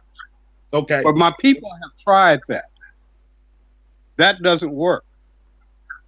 Our people made some vital mistakes in the past. For an example, as much love as I have for Martin Luther King, as much love as I have for the brother, I'm more in love with the brother King right before he died than I am the brother King coming into the movement. But think about it for a second. Again, when Brother King came in, and Brother King basically wanted to take us, and instead of us going to the back door, put us in a position to go through the front door and buy a hamburger instead of going through the back to buy it. I really felt the end result of that. The end result of that was the death of black business. I have no problem with that, brother. I tell you what, I'll mute my mic right there, because that's exactly where I was headed. I have no argument with that, and I'm in total agreement with that. Right, brothers. If it's all right, can I just come in a minute? Yes, go ahead. I'll mute. Okay. Yeah. I think where we need to direct this conversation would be in the direction of us critically looking at how history can be cloudy sometimes, and agreement on history, I don't think a consensus on history, on black people's history, especially in our social political conditions that we are now, I don't think we'll easily come to a consensus. But that plays into the hands of our enemies. That's just clear. And we don't call them enemies like we're calling individual people enemies, or individual citizens of those countries enemies. We're not saying that. So if you're hearing Brother Tai say our enemies, don't think we're going off on one of those, as they call it, black extreme identity or black identity extreme. That's not what we're trying to do. What we're saying is everyone has enemies. Everybody has enemies. Lions have enemies. Tigers are their enemies. Giraffes are their enemies. Elephants are their enemies. But they're not really enemies, but it's just a food chain, right? So the Chinese are the enemies of the United States. The Chinese are also the enemies of Russia, but sometimes they have to agree just to get going. But when we say enemies, we're not talking of the aggressive type where, you know, your door's locked and someone breaks it open to get to you, okay? What we're saying is, in the political realm that we're living in as black people scattered in all the world, it's clear, it's plain to see that we are at the bottom of everybody else. We are at the bottom of everybody else. There's just no way we can get around that. So it definitely looks like we have a common problem and we must have a common solution. That's where I would draw the line, because going back in the different types of histories that we want to bring in won't do us any help. So what we're trying to say is, or what I'm trying to say is, I understand Brother Kazan's point of view, and I actually agree with him in saying that we as black people were already in the States before slavery. Because I'm saying to you, if we even think we were not, then that gives all the other nations to claim that as their discoveries, as they like to say, which we know is always a lie. There's no way blacks would have been, from any chronology that we want, there's no way blacks would have started this earth with the ingenuity that they have today. There's no way they wouldn't have been everywhere first. There's just no way. It's not possible. And then we went over the idea, the fact that pre the global flood, the earth was all connected as one piece of land, which means that people didn't really need to swim across continents easily. That's easily seen, easily provable, so that we know that the whole earth was one at one point. Well, if the whole earth was one at one point, it doesn't take 6,000 years for you to be able to walk across it. It doesn't. It takes about a couple of weeks to walk across them on camel and horses. So black people definitely would have done that. So where our focus should be right now should be looking at our common problem and saying, because we have a common problem, we have to have a common solution. Because if we don't have a common solution, Like what we see happening on the ground floor with our youth killing themselves, divided amongst South Side, East Side, and postcode wars. That's what we're going to end up doing because we don't really have a nation. America can boast of a nation. They have extensions in other countries, England, France, Italy, Poland, so on and so forth. The same too for England. We are the only ones who don't want to have a nation. Who don't want to have a nation that we can say, look, do you know what a nation is? Family. A nation is a base. Let's put this in there, okay? A nation is let me put this properly, okay? A nation is a military base. Excuse me, Brother Ty. Who's sorry? Yes, this is Andre. Yeah, I've got to step away for a while, but I'll keep the link. I may come back in later if if the show is still open. Oh, okay. Yeah, we'll still be on, I think. Okay. I'll check back with you later. Okay, brother. Thank you. See you in a minute. Shalom. Okay, shalom to you. So, a nation is a military base. And when we say military, we're not talking about, people trying to attack people. We're talking about a place where our operations can be run. Military don't mean attacking people. It just means where we can mobilize, where we can carry out our own effects, where we can start out to do things. At the moment, we don't have a place where we can start out to do anything because we're always being divided amongst ourselves. So my suggestion is we need to have a base. Where do we call our base right now? It's a shame that Brother Andre left at this point because some of the next things I wanted to say would have been to him so he can also put in, because I didn't get to come in on what he was talking about. Like, yeah, he doesn't think Africa is our home, but the current place called Israel. Whilst I can agree with him, there has to be some details that we wanted to go into.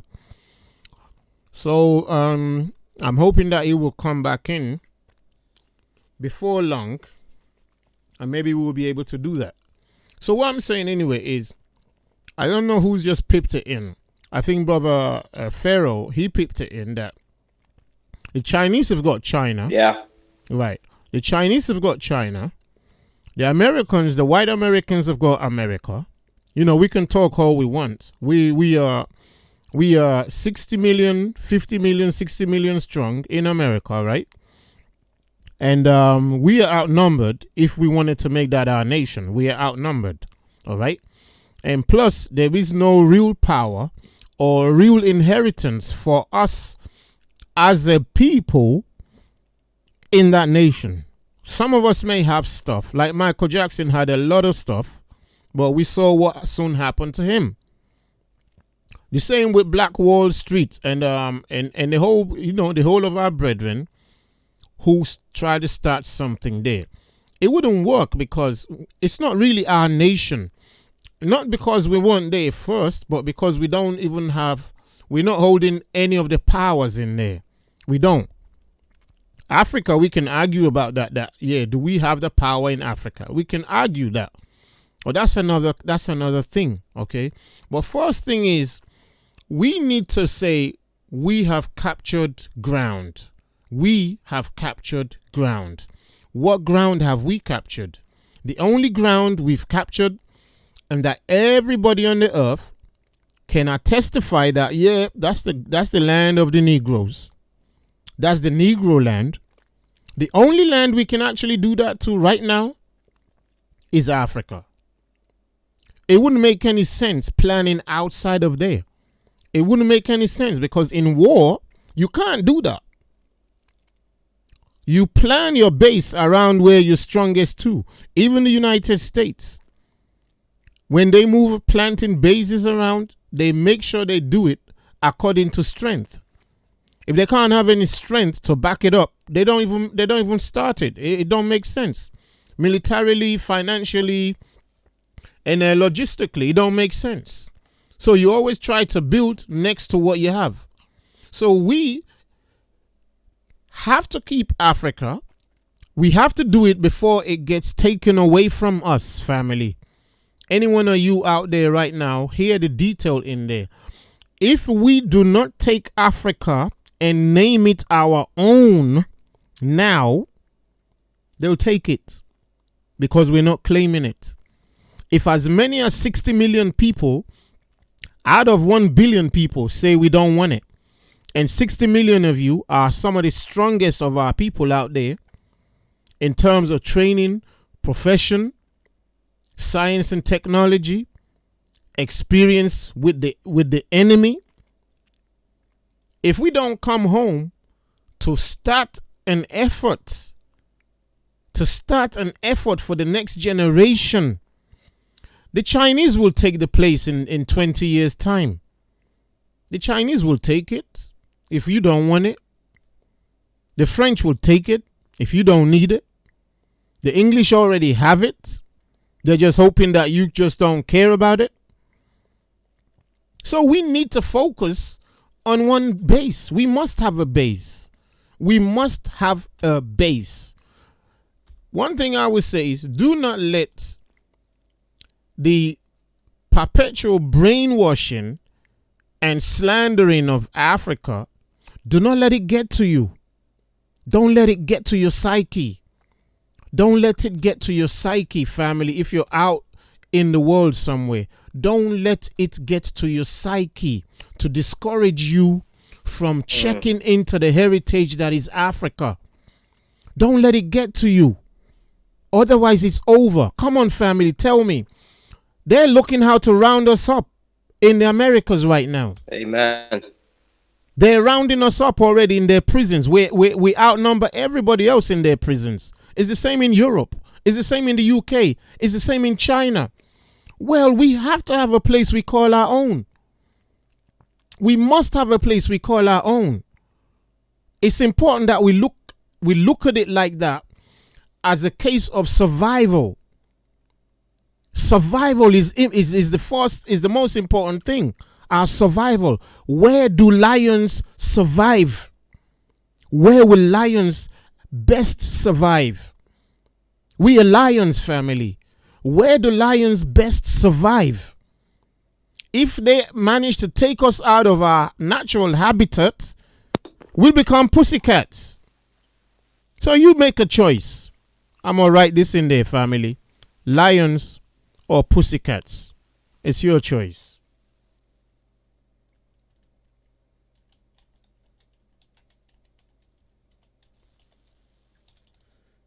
That's me, brother. Can And I yeah, jump in? yeah, brother Pharaoh. Did you want to go on, please? Yes. Ty, what you said there was 100% correct.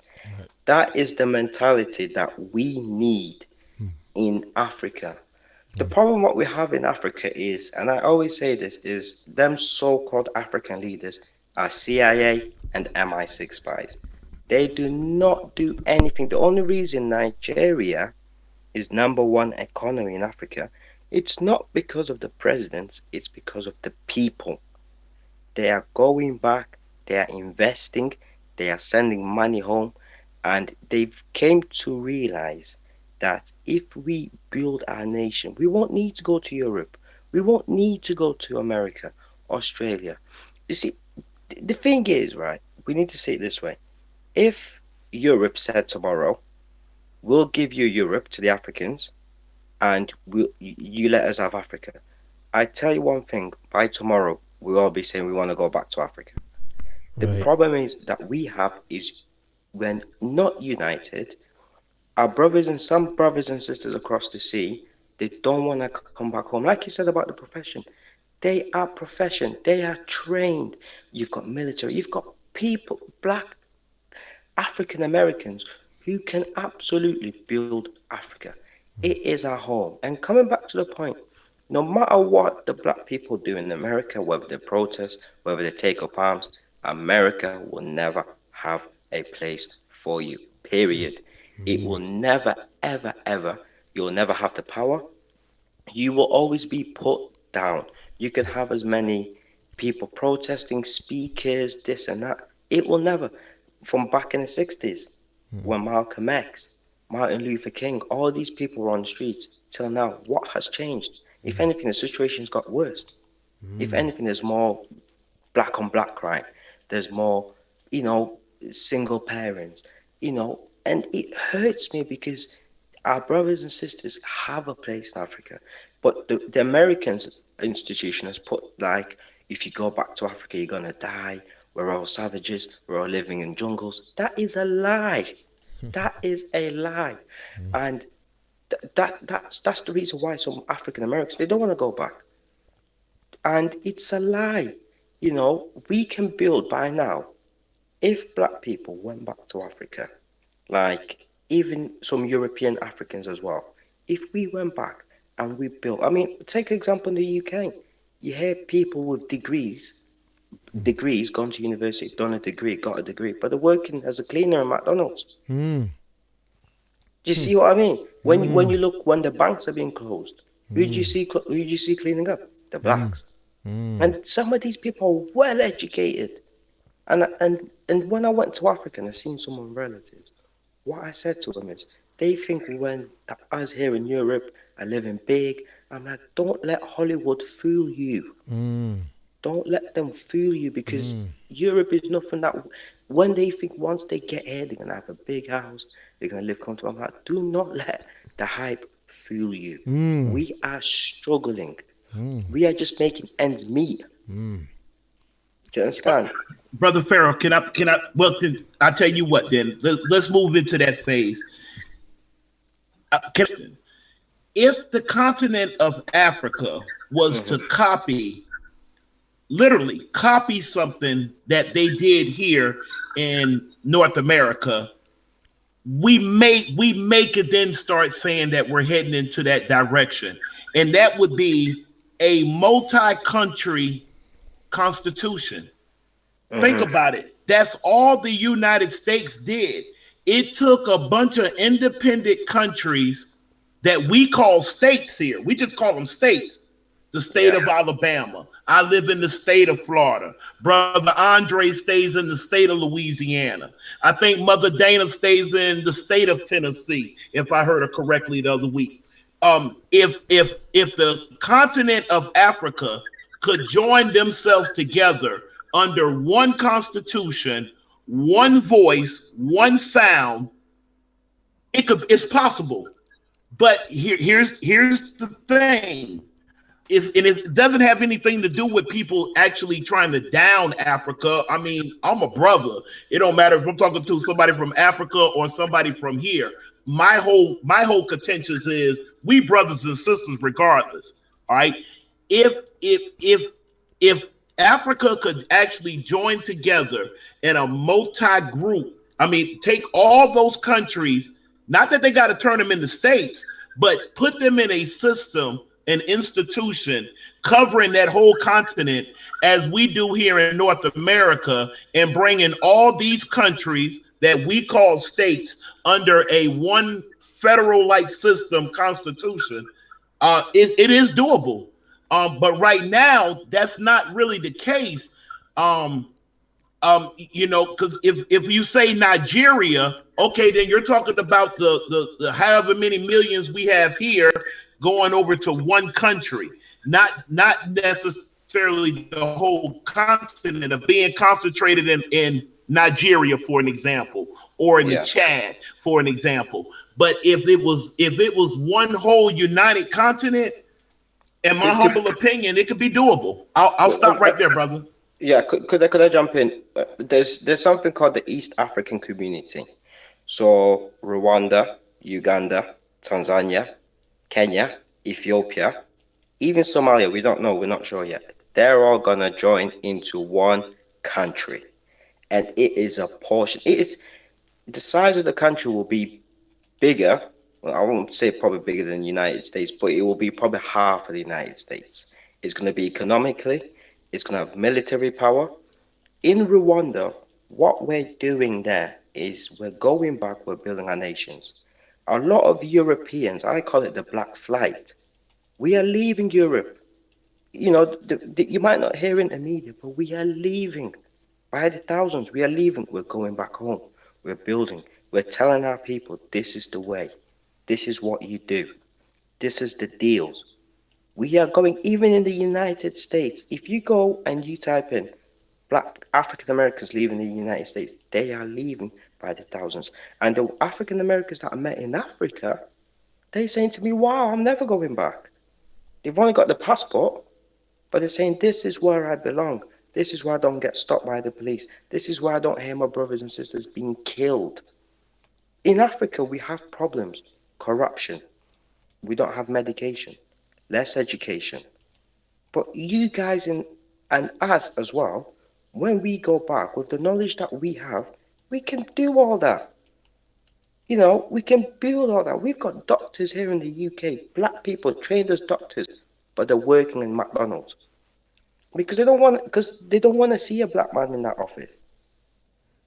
And all I'm saying is, we need we need. I'm not saying that let's go mad and kill, but all I'm saying is that we need a defense. We need a base. We need to say where, we need the United States, United Nations.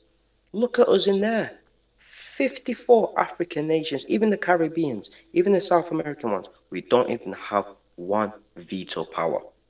But yet you've got France, you've got the UK, United States, Russia, and China. They've got that. If America wanted to invade an African nations and China said no, then what happened? They could veto it. But we don't even have that. That just goes to show how down we are on earth. And Africa is our nation. Regardless of, I sometimes I bump into people who go, "Oh, I'm not from Africa, I was born here." If this country tomorrow wanted to deport you, you are going back to Africa. And it'll be a shame if they did that. For example, if Europe said, "Right, we'll get rid of all the black people," if we went back to Africa and we didn't even build it, it would be embarrassing. Embarrassing. And, where would we go? You've landed, but you haven't got a house to go to because the government doesn't know what to do with you. That's why we need to build Africa. You We need to brother, unite. brother Pharaoh, sorry to cut you in, Yeah. but I'm just trying to do it just in case I forget. Yeah, I hope you forgive me for that. No, it's okay. Um, One thing that the slave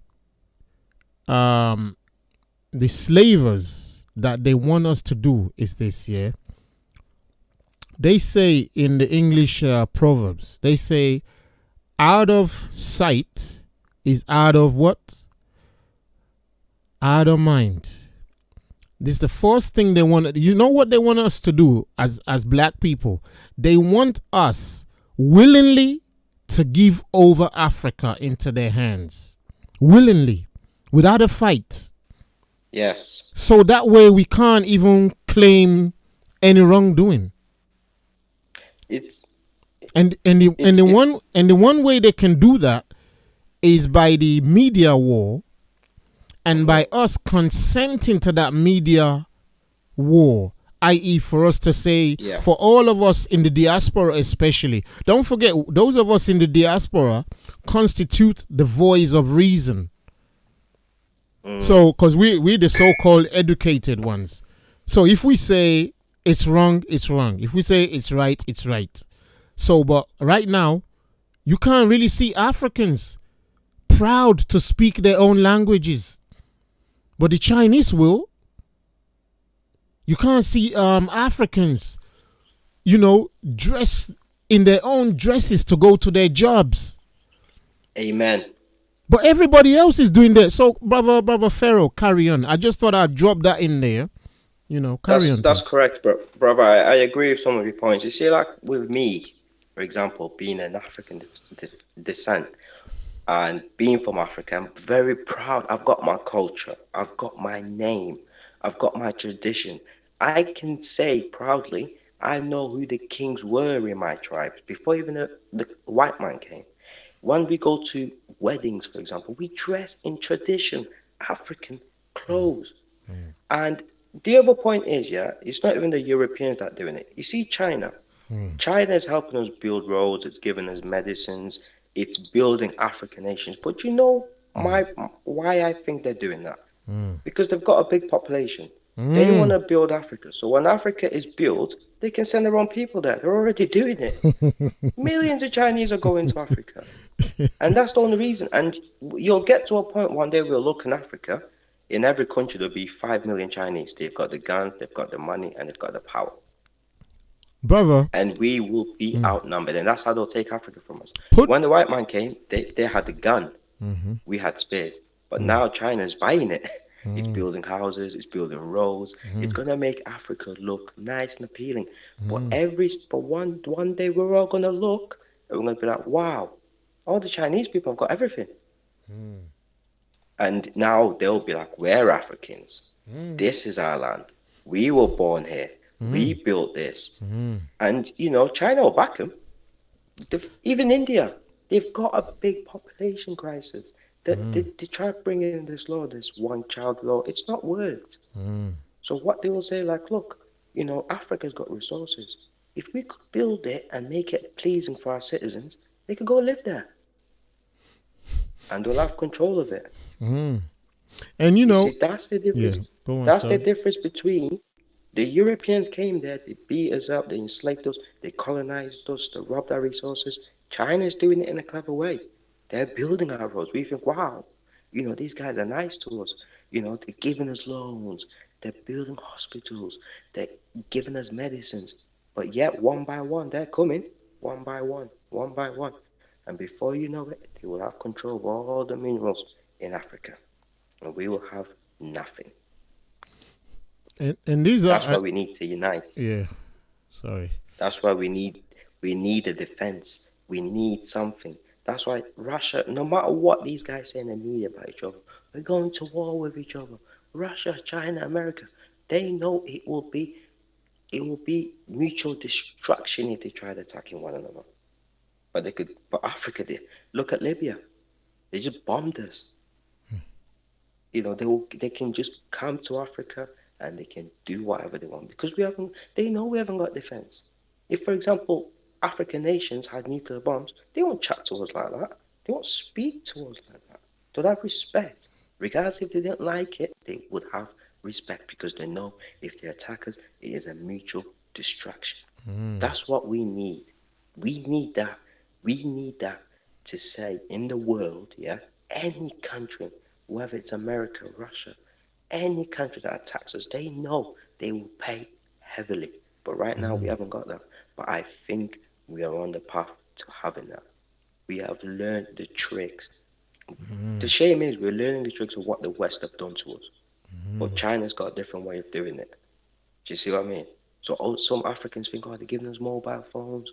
They're building us schools. They're building, you know, all these. But they're only building that because I know for a fact one day, the only people that will be living there is the Chinaman.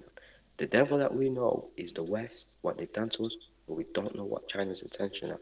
But they are buying up Africa. Even the Caribbeans in Jamaica, they're buying it up. They're building these nations so they can go live there. They couldn't do that to England. They couldn't do that in America. But they can do that to Africa because they know these people are going to be welcoming. They're giving us loans. They're giving us this because one day they know they will be the rulers of that land. We will wake up in Nigeria, for example, 180 million people and 50 million are Chinese. They've got the guns, they've got the power, they've got the money. What are we going to do then? That's all I've got to say, brothers. Right. Right. Yep. True words there. True words there. It's echoing my voice. Echoing my voice. Echoing my voice. Absolutely. We already, you know, and guess what? You know, families, we don't, you know, Africans don't have a problem with other races of people. Yeah, there was a time when we had our way of doing things and we try to keep it real. That could be the only, you know, K-leg because that's just normal in any nation. It's normal in the Lion Kingdom. It's normal in the Snake Kingdom, you know. However, Africans are the one people who love humanity the most. So that we don't look on people as if they're encroaching to cause our extinction. We always look on humans as if they're humans just being human. But some of these peoples have ulterior motives. If they should succeed to take over Africa by stealth, which they're doing, which isn't really a problem if they just wanted to do it like militarily, but they need our will. They need us to say yes. It looks all right then, because history will always remember them as having taken it over peacefully. But we mustn't allow that. We mustn't allow that. Even if we want to keep anywhere else we want to keep, we got to keep that base first. Because this is what happens, family. If we don't keep Africa, like Brother Pharaoh was saying, you all know that everywhere else that we have a foothold is only temporarily. It's not a sure thing. It's not a sure thing. Right now, thousands of white Africans are facing eviction out of Africa, just like we saw in Zimbabwe. They're facing eviction. It looks like it could really, flare up and become something. But you know how it is. If they would come back to Europe and America in such a mindset, you know what the next action is going to be. The next action is going to be, especially given the social climate right now, the next action will be, well, if we got kicked out from Africa, we better kick them out from Europe. It doesn't matter that we hold dual citizenships in these places. Brother, can I just say one more thing on that? Yeah, go ahead, please. Yeah, sorry to interrupt you, Brother Ty. That's all right. That's all right. Brother Ty, if you look at what's going on in South Africa, which I'm going there in 2 weeks, Right. to South Africa. All right. The white people there know they can go back to, look, Australia is saying they're going to speed up the visas for white South Africans. That goes to show how united these people are. Now imagine us. Hey, brother, let me ask you a quick question. Yeah. How long did it take before that offer was made to them? Quick. In weeks. Look at that. In weeks. You see, there's even protests in London saying, stop the white genocide. Even this government here in America, they're taking them. Donald Trump, if it really flares up, they will be going back home. And you see, they'll be going back home to where they'll be housed, they will be fed, they will be accepted. It is their culture, and technically, it is their home. Look at us. If we went back today now, be like, the government would be like, you guys sold us out. It would just be some absolutely madness. And we would even be happy going back home. These guys in South Africa, white South Africans, they won't care. And the other thing is as well, once they come back, I guarantee you there'll be sanctions against South Africa. South Africa's economy is going to go down. Maybe there's going to be even a military action. And the surrounding African countries, there's nothing they can do about it. See? Sorry, brother. That's all right, brother. And that's besides the economic embargoes that they're gonna probably place upon us as a first measure of discipline, right? Yes. Yeah. Just like Zimbabwe. And look, it's a shame because if we had our own banks, our own economic power, look, how is it, right? The Europeans, England's got no oil, it's got no diamonds, got nothing, but yet its GDP is more than the whole of Africa. How is it that they're borrowing us money? How is it when we've got the resources? Africa is the most richest continent. I think brother Pharaoh got cut off there. Let's see if he's gonna come in a minute.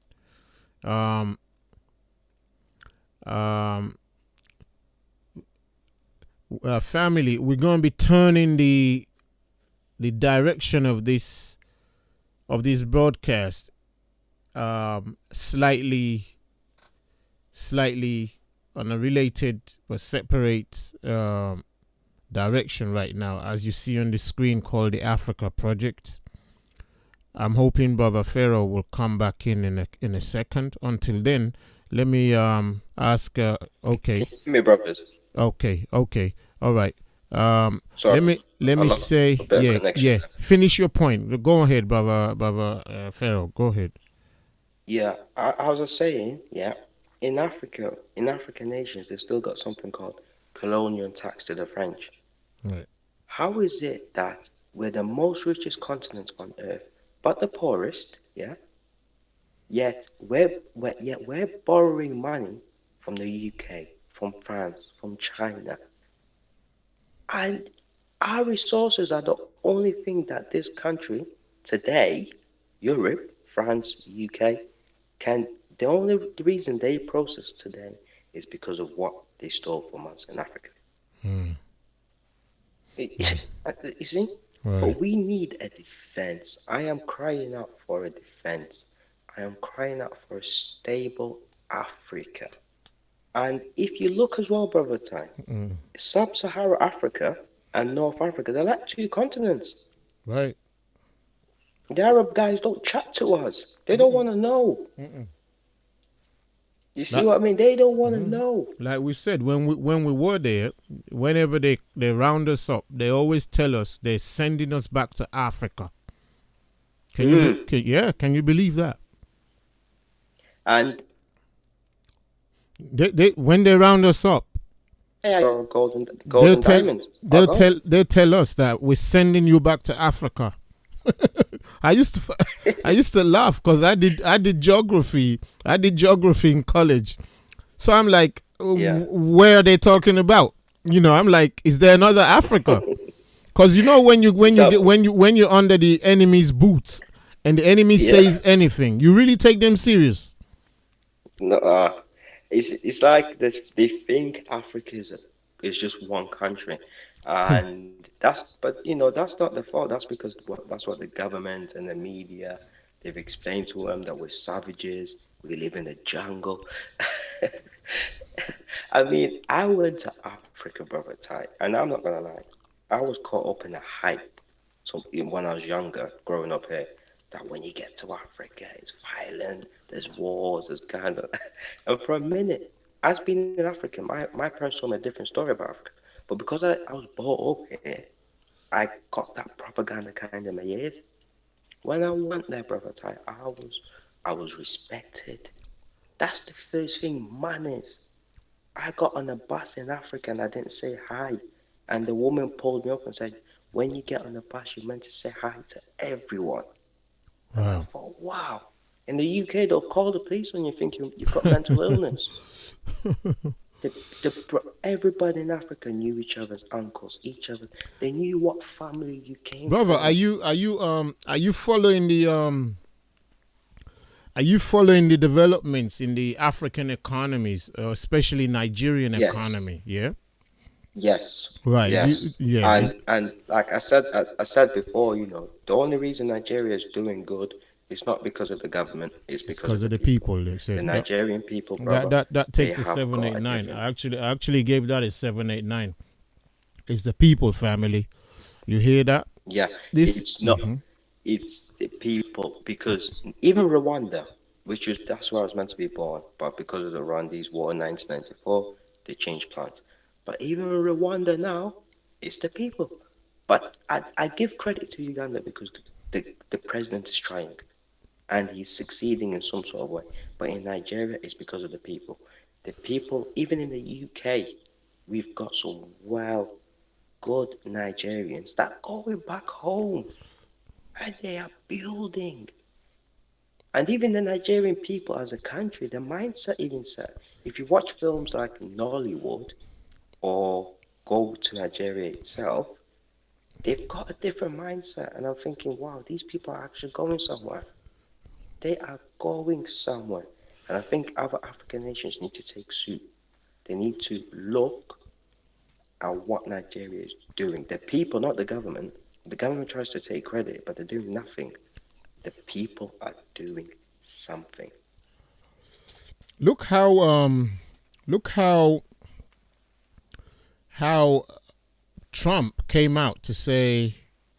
Did he say Did he say Nigeria is a shithole or Africa? Which one did he say? I didn't actually get to listen to the thing itself. Which one did he say? Donald Trump. Yeah, did he say Africa or Nigeria is a shithole? Which one? Which one did he say? Okay, are you still there, brother? I think brother Pharaoh is cut off again. Okay, we'll wait for him to come on. In the meantime, we're gonna be directing this narrative towards what we can do. So we always like to talk about the problem and the solution. Even we've dealt with some of the reactions that they're making us to have about Africa, our homeland, in narrative and in Brother action. Ty, Brother. Yeah. Just hold on 1 second. Let me finish this quick speech, because I'm just halfway between it. So the narrative that the world powers want us as black people to have about Africa is that Africa is a horrible place. Don't even think about going there. Just stay over serving us with your blood and your spirit. So, but we need to change that mindset, because look, anytime your enemy starts to tell you to hate your own family, you got to know there's something in it for him. You got to understand that, yeah. So go ahead, Brother Pharaoh. Brother Pharaoh, go ahead and do what you want to say. We're gonna bring in Sister Dana, because I want Sister Dana to share with us some of the arrangements we're making for the Africa project. For those who want to come back to Africa, those who are thinking Africa is not this, is not that. Yeah, so God bless her. So yeah, so she's with us on the panel. We've been talking and planning for some time now, and we are gonna be moving forward even more with the planning and the re-educating the minds of some brothers. I actually reached out to one brother who is already down in Ghana, and the brother travels a lot. Maybe he don't know me or don't know my channel, but he hasn't reached back to me to say, Brother Ty, okay, if you need me to say something on your channel, just to let the people know that, look, here's a brother from the States on the ground in Africa telling you, like, look, you're being shortchanged wherever you are. You got to come back home, family. Don't let them deceive you that we don't have a home. It doesn't matter what people want to say, especially my Hebrew Israelite brothers. They want to say our real home is Jerusalem. Jerusalem is still Africa. Yeah. Jerusalem is still Africa. It's like, even if you look at the education system here, like this Black History Month, this is why I don't celebrate it. All they're protecting is that we were slaves, we were beaten, we obeyed, and then one day they felt sorry for us to let us go. Even in the education system, this is happening. But when my grandparents tell me about the war they fought against the Belgians, it is a different matter. But there's that saying, whoever wins rewrites history. Exactly. Whoever wins. And unfortunately, apart from Ethiopia, we were beaten. And they're the ones who wrote history saying they beat us easily. They came in, they burned us. My granddad tells me that is an absolutely lie. We fought him to the teeth. We fought him to the teeth. European powers did not come in Africa and just walk through it. They were fought. And shame for them, they had malaria against them. So some of them are being wiped out by malaria. But they'll tell us in history, they took us as slaves, they colonized us. Black History Month is meant to be about the kings. What about the kings in Africa? What about our tribes? What about, that is culture, that is African history, that is Black History Month. Not we were beaten, we were slaves, or look, and I'm sick to death of some black brothers and sisters feeling sorry for themselves. Oh, look at me, can't get a job. I'm African, I'm black, so I'll go sell drugs. You are killing your community. You are poisoning yourself. It is a shame. Sorry, I'll let Sister Dan come in. All right, family. Brother Pharaoh, you're not leaving now, are you? No, no, no, I'm not. I'm still Okay, here. stay with us because you may still contribute I keep to I keep on having a bit of bad connection, but I keep on rejoining anyway. Okay, we'll make that window for you. Don't worry about it. Um, Thank you. yeah, blessings. So don't leave so I can thank you properly. If you want to leave, let me know so I can thank you properly. Yeah, but please stay with us. I believe there's more you can contribute to what we're doing and saying. Yeah. Thank you, brother Ty. Okay, blessings. Sister Dana, sorry to keep you on hold so long. We just had to wait for you to come in at the right place. Can you hear me? Can you hear me now? Yeah, I can hear you now. How are you, Sister Dana? I am great. How's everybody on the panel? Shalom and Iye life Your life to you for all. I'm a little tongue tied and a little tired here. I'm making you all a blanket. How about that? right. Great, great, great, great, great. Beautiful, beautiful, beautiful. We want to dive straight in. Um, and we want to, we want to change our families' minds to an African mindset. So let's give that 789. African mindset, family. African mindset. We'll deal with the details, family. Any of you who got details, we'll deal with the details. But we gotta have a nation. Absolutely. We gotta have a nation, family. Otherwise, if we don't, it's look. I'm gonna do this 789 first, and then do another one. So it's nation or extinction. Talk to me, family. Nation or extinction? Extinct. I hope my spelling is right there. Extinction. The older I get, the less I can know how to spell. It's getting horrible. National extinction, family. We're going to have to do that thing. So we want to change our mindset to an African mindset. 789, that, family. And we have a problem if we don't do it. So we're facing either going for the nation or going for extinction. It's up to us. So I'm going to let Sister Dana come in and just give us a rough outline of what we've been talking about the Africa project, and just hear what she has to say. So, Sister Dana, thank you. Take it away, please. Okay. Shalom again, brothers and sisters. I hope everybody's doing well and EA is blessing your life. Um, one of the with the African project, the things that I've actually been working on is a presentation for all this that I've been writing down, excuse me, and researching. One of the things I did was started, Brother Ty and I, we were looking at locations where some people will go and visit, which is considered our destination and location. I've also been looking into the laws of the land just so that we don't break any laws once we get over there. I mean, there may be brothers once they get there be able to report back, or if I go report back and let people know what we can do and what we can't do. As far as once we get over, buying land, we've been looking around, Brother Ty and I, at different compounds, 3 bedrooms with land on whatever. We've been looking around. Um, Another thing, if I go too fast, I can't see the chat because I've kind of blocked it off. So hopefully, Brother Ty's writing down your questions. So the next thing I've been looking at, going down on this table of contents that I have, is passports. If you don't have your passports, please, please, please work on them right now. I'm checking into visas to see if we need a visa, and I will let the family know if we do. I've got the 4 main embassies down that I need to contact to find out um, what's needed, to go and visit on a vacation or whatever.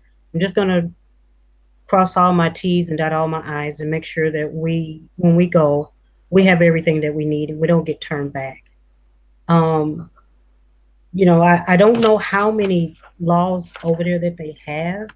It didn't look like a lot, other than one of the things I saw was precautions for you to take.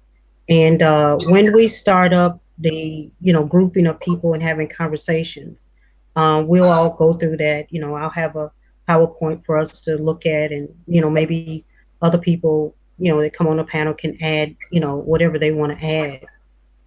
I've also been looking at round trip tickets because, of course, we're gonna have to fly into the UK to Brother Ty first, and then fly out where we need to go.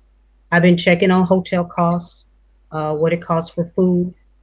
I also set up a table of contents of how much savings we need to save for ever how many people, you know, I don't know. Brother Ty can talk to the men about this and see how many want to go, and then we'll have to set up a budget, you know, how much everybody can put aside to fund this project to go over there and at least get started looking at some land. Um, I also have set up I haven't set it up. I've just been looking at other different things that we may need, because if there's someone coming from California, we're going to need to look at his plane ticket or her plane ticket coming out of California, flying to the UK. What's the cheapest airport to fly out of? They may have to fly. So there's still some things on the table. We still need people to help us to put this together, and my job that Brother Ty has been giving me is to do, get this presentation together, get all the info together, and reach out to people by email, especially the people in the States. I'm going to be reaching out to other brothers and sisters as well that's not in the States, but the ones that's in the States, I really, really need to talk to you, find out where you are, and have a meeting of the mind so that we can find a middle ground to meet, um, and kind of discuss this and hash it out and then report back to Brother Ty what our findings are, or what we can do, how we can put our resources together to help out this mission, and how others can come in and help out with the mission as well. I understand PayPal is an avenue to go. However, I'm looking at something else as well. I don't know if any of you remember the last time I spoke. Um, you can only do this just temporary, or you can do it permanently. Um, Open up a Bank of America account and just start depositing money in there. It's easy to transfer money from bank to bank, and Bank of Americas around the world. So it'll make it a lot easier for money to go back and forth if we have to fund someone. I know PayPal's available.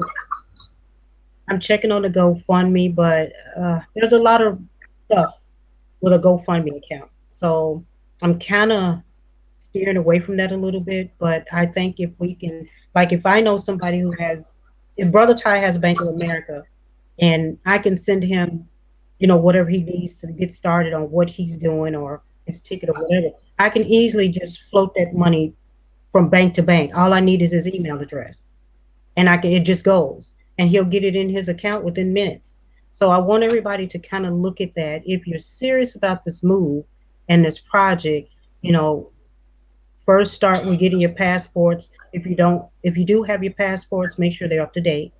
Renew them as soon as possible, because I know before they were taking like maybe 6 to 8 weeks to get back. Some people got them quicker, and some people it took long. So please check that out, and check out the Bank of America.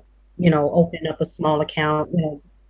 You can do it. The maintenance fees sometimes are like, if you do the Save Balance account, um, your fees are like maybe $4 a month, and you can still send money back and forth all over the world with that. Once they even get to Africa, you can still send money. If there's a Bank of America in Africa, you can still send money there to the bank, and they'll get it. They just have to use their card and go get it off. I will check into the fee, what it will cost to withdraw the money, and then I'll report back a little later on that. I hope I didn't talk too fast. I'm learning not to talk so fast sometimes, but if I did, feel free um, to go Yes. back and ask me any questions. Yeah, sounds all right. Sounds all right. Sounds all right. Um. Okay. Are you done on that little outline there? Maybe. Sister. Yes, I'm done for Okay. now, but I keep adding stuff daily. Okay, well, I know. I was thinking just your explanation because I want you to be able to explain to some of them who may have, certain questions. I know, Sister Dana. I think Sister Dana, you haven't actually been to Africa once, have you? No, I've Okay. only been like to the south of the border, like St. Thomas, St. Martinique. I've only been that direction.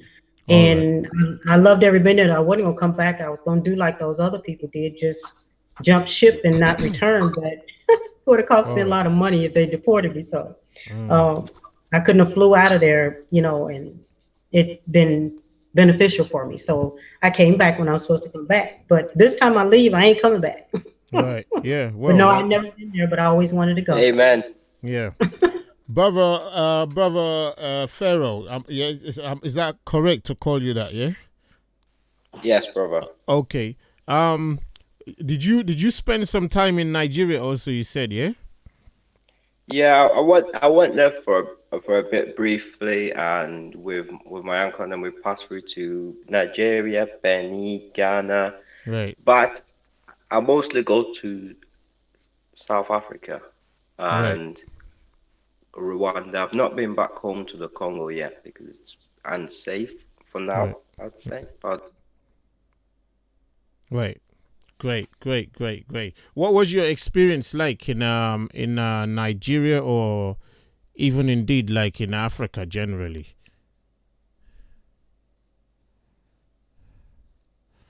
Let me see if your brother hasn't cut off. Let's see if his connection is still there.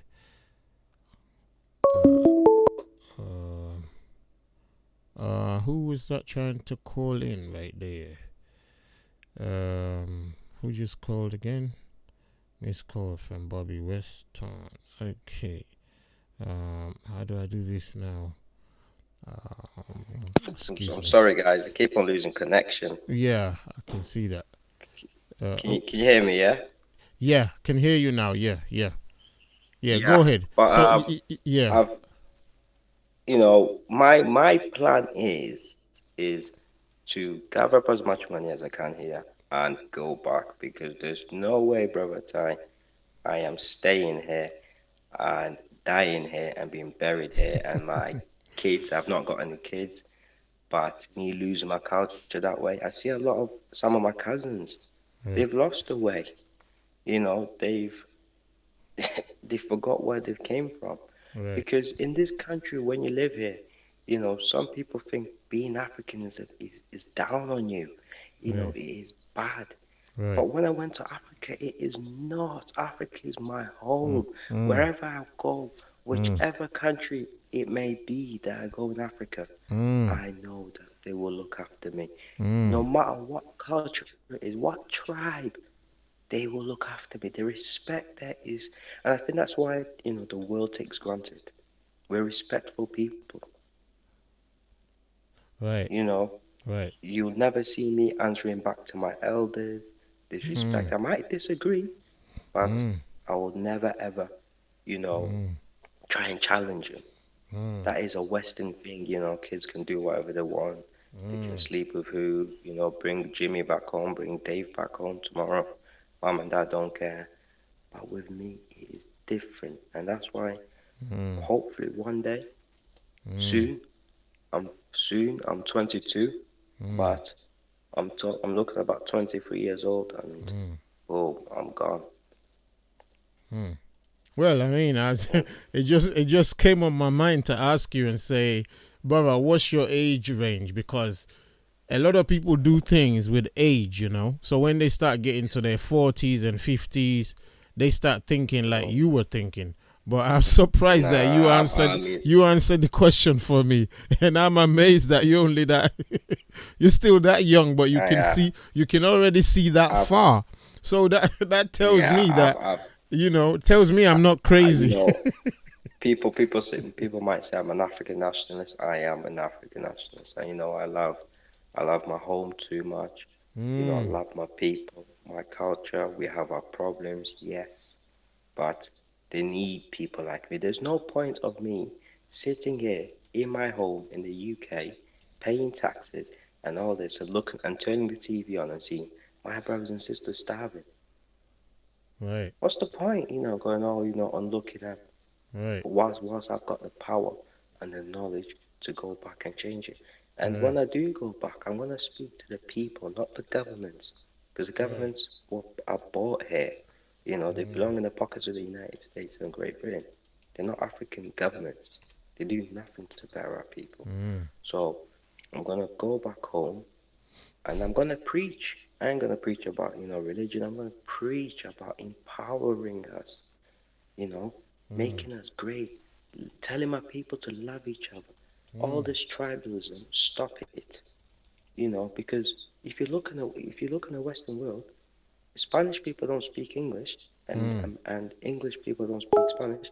But I tell you what, when it comes to politics and economics, they are united. Right. They It's they're united, and so I can go back home, and I know that I can make a change. I right. can.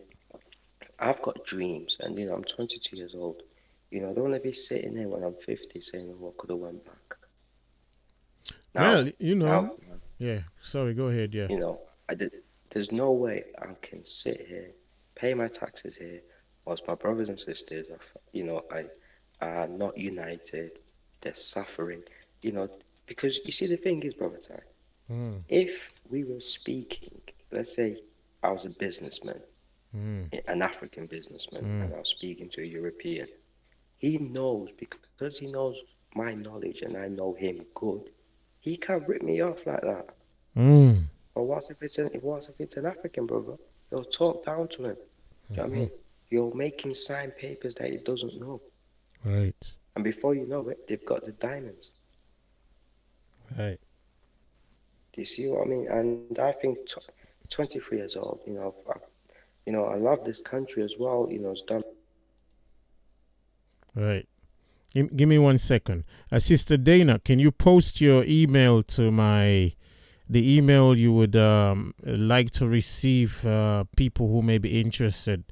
Some of them may already have sent me an Bro, it's email. like, Uh, can you yeah, hear me? yeah, Brother Yeah, Pharaoh. Yeah, I'm sorry. Yeah. yeah, So I just need to be yeah, with my people, yeah. and I need to improve my continent, not just one country, you know, my continent, my people. And there's a lot of brothers and sisters who have already left, who are younger than me, left, gone, you Yeah, know, back home, absolutely, building the countries. Look at some of the absolutely, pictures, living in nice houses, nice places. Some absolutely. of them have gone into business, Yeah. and they're not getting paid in African currency. They're getting paid in pounds and dollars because, Look, family. they Look, family. yeah, Nigeria, like many other African countries. Yeah, Nigeria in the region of what you would call West Africa. yes, West Africa to besides West Africa or lower East Africa. Yeah, Nigeria mm-hmm, is like the king of Africa in terms of so many things, family. yes, It's just how it is. However, a place like the Congo is seriously blessed with wealth, seriously blessed mm, beyond measure.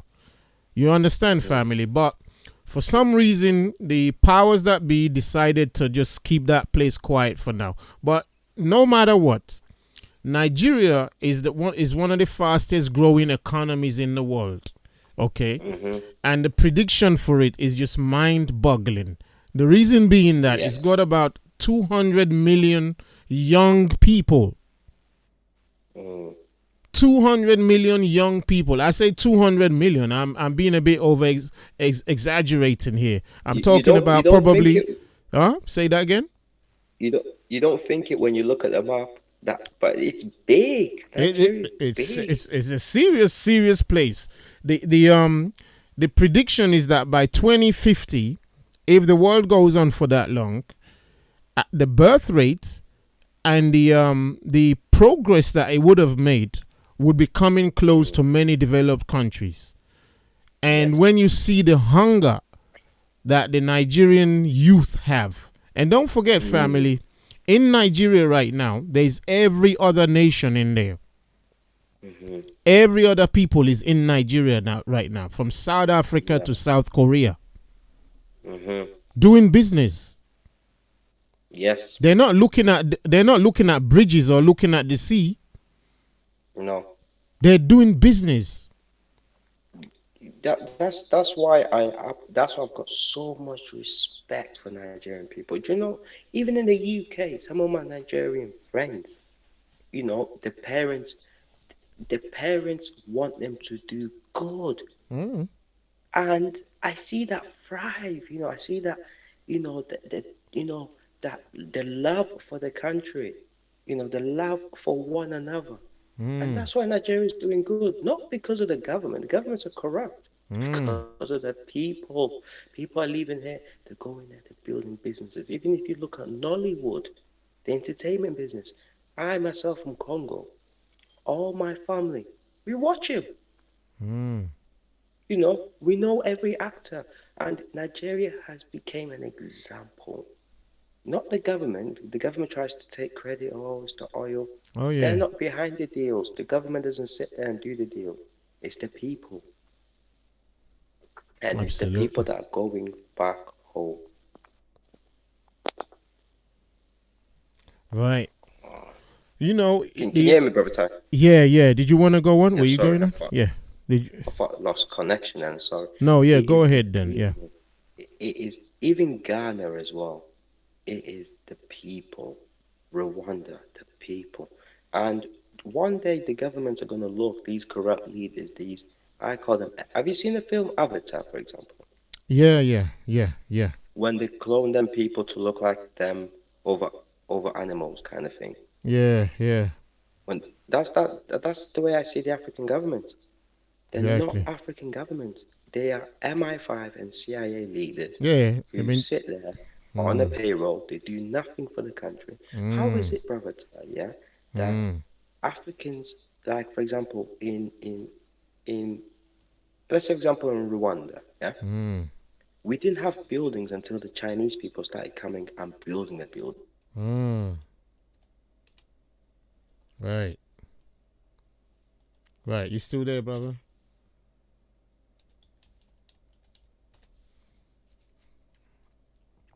Wow. It took the government 10 years to build one road, but the Chinese came and did it in a couple of months. It's, you know what it is, yeah. It's I realized when I got back to Nigeria from having looking in for some time, I realized that, you know, just like you said, things that are looking all right in Nigeria are being done by the people, and the government is trying to suppress the people from doing right. They're trying to Yes. suppress creativity, trying to suppress, you know, geniuses from rising up. There's nothing that, you know, we can't do in Africa. There's nothing. Nothing. Don't forget, every wonder of the world, blacks built it. Every Yeah. wonder of the world. They call them the seven wonders Even of the world. even the USA, they built it on our backs. See? You know, Europe after World War II, they built it on our backs. Right. You know, so we can build. We are people that can build. Listening to the brother a couple of seconds ago when y'all were describing out Nigeria, Right. if I wouldn't have heard the name Nigeria or the continent Africa be mentioned, it almost sounded like you were speaking of a place in the southern Georgia, Alabama, Mississippi, on a nice breezy, Right. noon. The Yeah. elders are out and they're going back through history and talking. All the younger crowd is doing the dishes. We're giving the elders now can take a break and speak nothing but wisdom, and whatnot. Which I really wished I had a plan, and make no mistake about it. I'm not gonna lie or start making up anything. I'm not the biggest praying person. Um, I'm not the type of person that think that something's going to come out the sky and just miraculously just fix it, and we'll live happily ever after. With that being said, as close as I can get to the word, I'm gonna be praying that you guys will, in doing that part of getting back home to Africa. Just the same, in the same breath, I also want the same prayer back to me that I be successful. Here's the thing, because if we both be successful in what we're trying to pull off, we will be returning back to an overall stage of where we was once at before, where we were almost like nomads. We can go home, everywhere we went was home, if that makes any sense.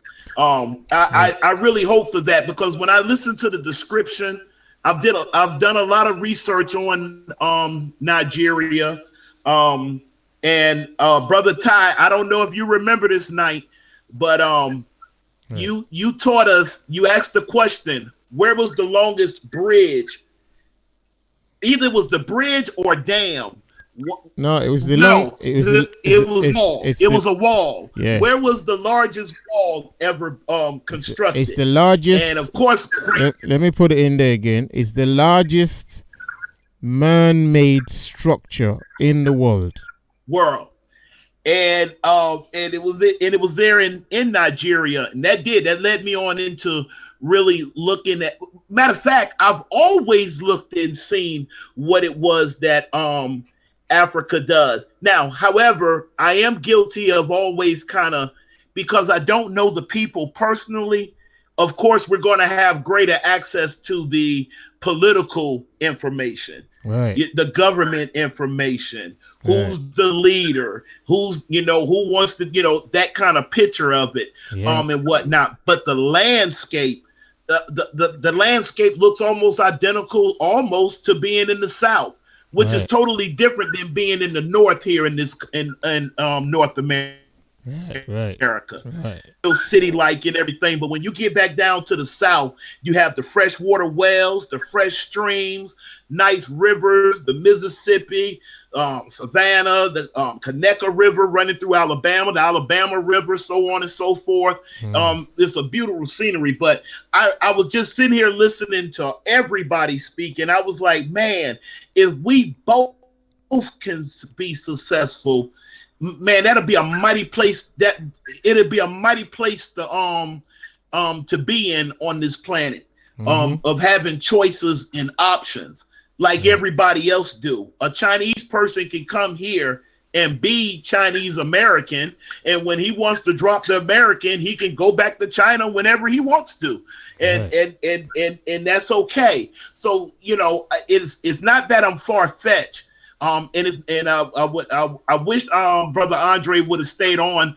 That it's not far-fetched from members of mine as far as the connection with Mother Africa, and I've always called her Mother Africa ever since the beginning of the beginning, and that I don't have bad thoughts. I feel bad about what happened when I read the history. I would love for you one day, Brother Ty, one day when you're back in that teaching mode, of bringing that connection because the brother Andre said something earlier, and I thought I had always learned from you to a degree, that if I was an Israelite and we were having an Israelite conversation, that you guys were more or less in the upper region, if not on the other side of the Mediterranean and over to the east, in that general area for years and years before, rather by force or by choice, the migration left that area and moved into Africa. So I said all of that to say this. I don't really know how many people that look like us is in Israel.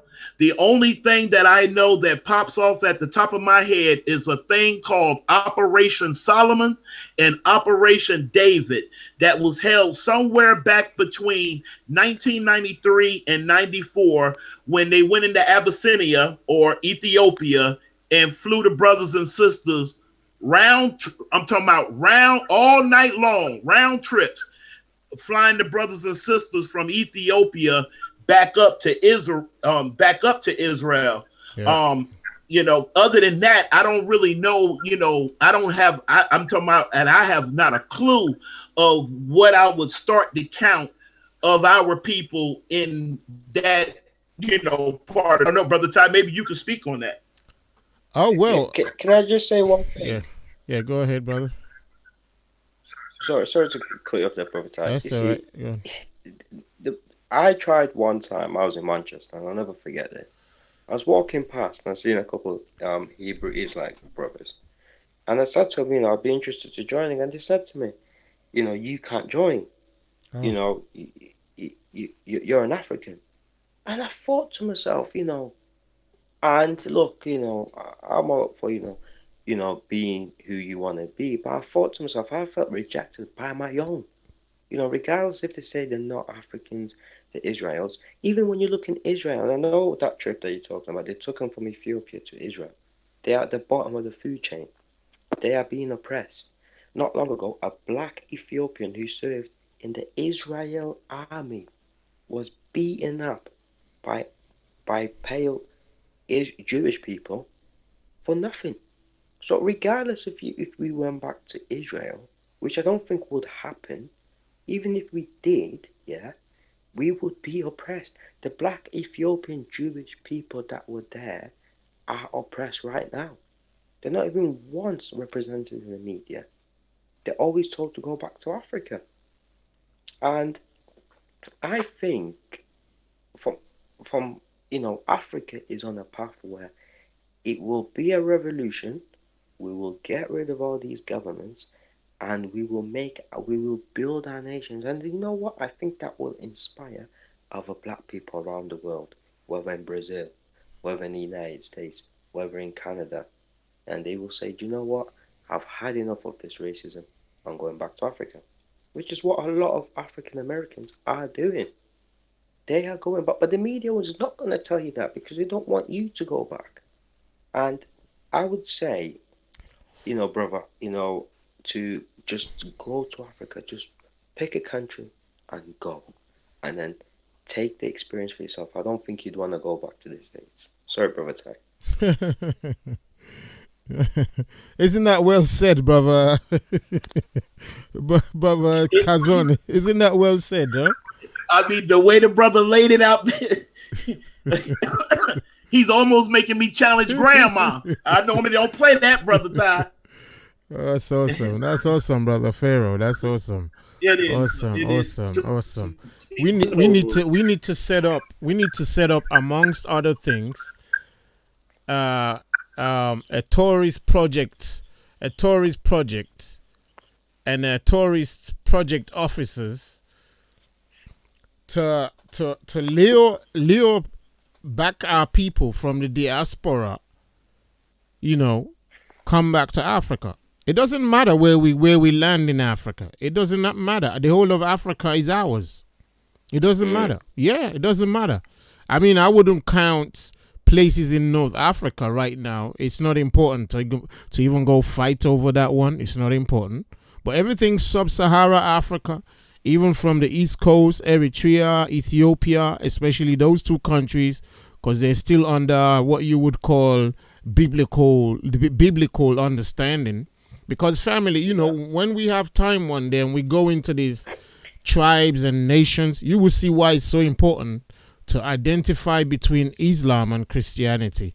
Obviously, our people are caught between the two, but there's some telling evidences in the two faiths or religions that shows you something. Yeah, but we can't do that right now. But having said that, when you move towards East Africa, it tends to want to be more like the Arabs want to own you. Somalians. Yeah. the Somalians, I mean, they are bringing shame. Well, not all of them, some of them. And I've debated some Somalian brothers, and these guys are convinced, that they are not black, they're not Africans. They they they're happy that they took pride in the Arab slave trade, so they can't be black people. But I was give an example, brother Ty. Mm. A white man living in Norway who's got red hair, blue eyes, compared to a white man living in Italy with brown eyes and brown hair, Mm. a dark brown eye, are they still not white? Oh, oh yeah. In Rwanda, where I'm from, we've got a tribe called the Tutsis, and they look like Somalians. Narrow Mm. nose. The hairs. Right, It's not. It's a bit like mixed race people's hairs. Do you see what I mean? right. And but they still classify themselves as black, but yet the Somalians are in denial. I'll say this: across the sea from where they are, there's Saudi Arabia, and it's a rich country. Mm. Why is it that when these guys have a problem, they run to Kenya or to Ethiopia? Why didn't they go over there? What Mm. when Somalia, for what it's been through, not even one Arab nation has tried to help it, not one. Imagine that. But Imagine that. but you've got the Nigerian army there, the Ghana army there, the Kenyan, the Tanzanian helping them out. But yet when I went to Kenya, the Somalians there classify themselves as black. But the ones here are in denial. We're not black, we don't like, and they call some racist things, and I'm thinking to myself, what a shame. What a shame. At least the brothers and sisters, the Uncle Toms in America, they were whipped. So they have to please the master. But these Mm. guys do it voluntarily. We're not Africans. We will never be Africans. You guys are black. You're Mm. calling us, them Arab slave names. And And do you know the funny do you know the funny thing? Do you know the funny thing in you know the funny thing about the statement when they say when Somalians say to any other African that look, we are not African, you are black. We are not mm, black. What do you think's going on in their mind when they say that? I think I think these guys are embarrassed of the black people. I, I, The I thing is, honestly think the whole conversation needs to be in question. I'm so sorry, brothers. I'm never going to go along with that. People do not identify as crayon colors. There aren't no such thing as a black people, or white people, beige people, pink people, blue mm, people. Though I do understand the point that you're trying to make and whatnot on just the whole little black and white thing. Right. I wanted to also throw in, I want to throw this in. It's so funny to hear y'all saying that about the Somalians.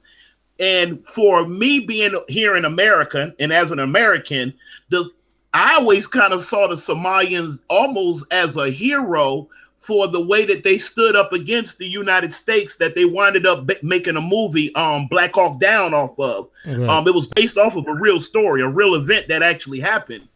What's that? And I was out to see them brothers into what looked like, from my eyes, at least the image that they were Don't trying you to portray to us. don't you know why the US painted themselves like the victims and the Somalians like the victors? Don't you know Oh, why they but don't you know why they did that? Do wait a you minute, think do you ask me think the question hold one more on. time, brother Ty. All right. Do you not know why America used the movie Black Hawk Down to paint themselves as the victims and the Somalians as the victors? Oh, well, I'm sorry. Yeah, the United States made this. They did the same thing there that they did to China. But remember, China's so huge. China told George Bush, "Sit that plane down. Be glad I don't shoot it down because you are out of your space." yes, He you told know, George Bush, the guy speaking for China told George Bush, you can get these. I'm not ready to go to war with you right now, so you can get your troops back. You can get the pilot and his team back. You can have them back. But this plane, it's or yeah, I think it was a plane. It stays, and they did. It stayed there while China got a chance. Same thing that they did in Somalia. See, look, the United States got a real bad issue of running some real groovy stuff behind the scenes in other people's country, in other people's business for whatever reason. We could lock YouTube up listing all the reasons why the United States participate in such things. Yeah. However, I'll end with this. Again, from the image, just that image that they portrayed of those ran down buildings, but yet others were able to use their terrain. Because I read the Art of War now. They evidently they read the Art of War too. And they used their terrain and what they did have to fight with to push them back up out of there. And then they didn't have no business there in the first place. I'll stop right there, brother Ty. I mean, it's like the war in Vietnam. You know, they couldn't beat the Vietnamese because the Vietnamese knew the terrain. Look, the United States of America, 1-to-1, even Europe, is the most powerfulest alliance in the world. It is the biggest military alliance. They've got the planes, they've got all these technology. But one thing they don't have, they can't hack, is guerrilla warfare. The Romans learned the hard way. They couldn't hack guerrilla warfare. But back to the Somalian thing, I mean, not all Somalians, but like some Somalian brothers would say, we took part in the slave trade, so we can't be part of you. But look, the Romans sold over white people. The Persians the Arabs sold each other. Everybody in history has sold each other in the slave trade. So this is my argument is, so why does that not make you black? Check this out, brother Pharaoh. Right. Sister Dana, listening to that description he just gave, I'm going to ask you, sister, would you agree with me that children that was born through the generations between the planters or master, the European male, raping the black woman, we'll just do the color thing just to shorten it up, the slave, having those children by the slave, later on in generations, will those same people not act like they're not a part of us? I believe that they will act like it, but I think there's a lot of untreated trauma with them where they're still trying to find themselves because of the rape that happened once a lot of the slaves got over here. The slave masters, I mean, the stories go way back, and it's horrifying to keep going over, but I think half and half will identify and half won't. Does that make sense? Was that fair to say? Yes, ma'am. That's fair. That's fair enough with Brother Kazan. Okay. Yes, ma'am. Yeah. So just matching up, just what Sister Dana said, including, kind of matches up what you were saying as far as one side and then what the other side feel. Now, what I don't know if they're actually looking at each other and identifying, like, I mean, I don't know how much light-skinned or dark-skinned, since that's what everybody, and I don't mean the panel, I'm just saying an awful lot of people in the world kind of play that game. I don't know when they look at their complexion, if they do some type of test, is there a certain complexion to where they don't feel like that they're part of any other empire that was ever in Africa? Or, does it come down to the hair? And I'll end with the same thing you were talking about in Rwanda between the Hutus and the Tutsis. Mm-hmm.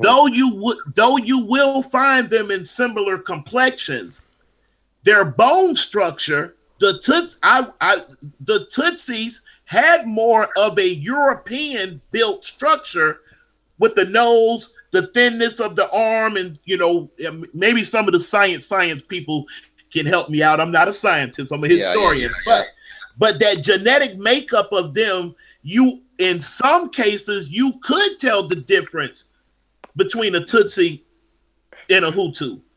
So I you don't, see what I'm saying? So brothers. when people say, when Yeah. people start saying black and white, you know, the black people and the white people, I'm just, it that gets to be really, really, really complex. Even though on the other side, I do understand what you're trying to say. When the same thing I say when I say the brothers and the sisters. Well, that's covering all of us. If you a little bit of us in you, and I can see it, that's good enough for me. Or you can bring me a picture of grandma, that's good enough for me. And whatnot, to say that we're brothers and sisters and leave it right there. But as far as like, you know, that black and white thing, I just think that that's a real dangerous game to play. And two, those people classified today as African Americans, my brothers and sisters found out the hard way. Agreeing to something that you are not to a government, in other words, in law they call it civil liter mortuus, meaning you are agreeing to be something that you're not. And there are no crayon people on the earth. We are somebody, but we're definitely not crayon colors. It says that if you agree to do that, then not only are you out your own mouth and the stroke of an ink pen giving away your rights, you're almost telling them that you're not even related to the human family on paper, politics, and law. Now, as long as we're around the barbecue grill and you say to black people or somebody say those white people, I know what you're talking about. When you say black and white, when we're talking about anything dealing with a government, nation, politics, law, then at that moment, I have no idea what they're talking about, because everybody belongs to a group in one form or fashion as a collective whole of the whole group. I'll stop there. Yeah, I understand what you're saying, brother. But what I'm saying is that not all Somalians, like I said, but some certain Somalia. Look, we can all agree that Somalia is in Africa. That is a fact. But some of them say that they're not Africans. They are Arabs. The black and white thing. There's no such thing as black or white. We're either brown or we've got a little bit of pink in us. And what I'm saying is that some Somalian brothers have got this identity issues. I understand that their bones are different. They've got thinner nose. Their hair is a bit different to us. But regardless, look, if a Somalian guy attacks you and you ring the police, you're not gonna ring the police and be on a 999 call, 911 call and be, oh, he might be Somalian. You're gonna say he's black. A black male attacked me.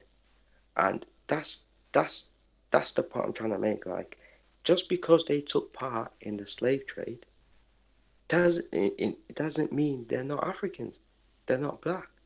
They are by by skin color. Do you see what I mean? Absolutely, yeah. It's a whole lot of issues involved in there. I don't think we can exhaust it now. I think we need to make that a different program, because it's a huge field. It's a huge field, and let's not mix it that it's going to be a simple thing.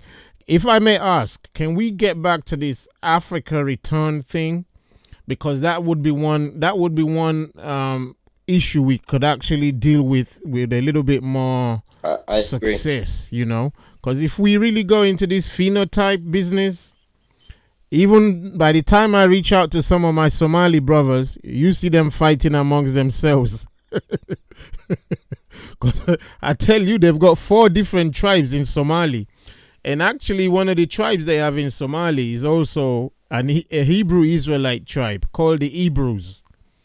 The Hebrews are as Somalian as anybody else, but they're not accepted. They're not accepted by mainstream Somali.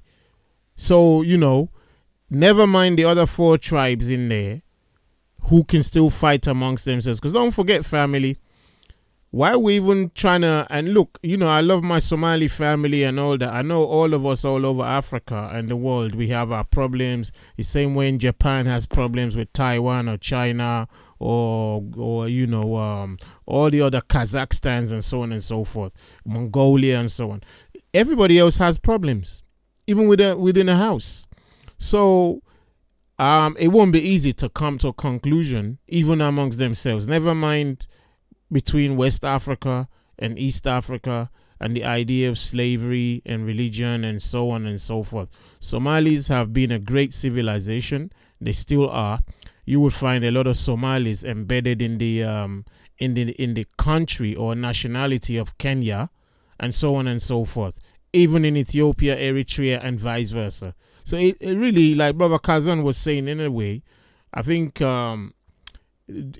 drawing those lines can be a little bit fuzzy sometimes. But what do? There's names and policies to adhere to. Because at the end of the day, you got to call yourself something. It's either the Red Sox or Chicago Bulls. Yeah. I like that. Yeah, you gotta do something. You see what I'm saying? But anyway, let's get back to this Africa return, because Sister Dana is there, and I want her to be able to take hold of what we want to do for the future, because people are reaching out and saying, okay, Brother Ty, I'm interested. How do I get in touch with you or Sister Dana? Yeah. So Sister Dana, you still there? Yeah. Can you hear me? Yes, sir. I'm still here. Okay. Let me put out a quick. I'll be back in 1 second, guys. Yeah. Okay, Brother Pharaoh. Don't go too far. Don't go too far. Okay. I won't. Okay. So let me put out some quick messages in terms of how we want to move ahead. Africa is a beautiful place.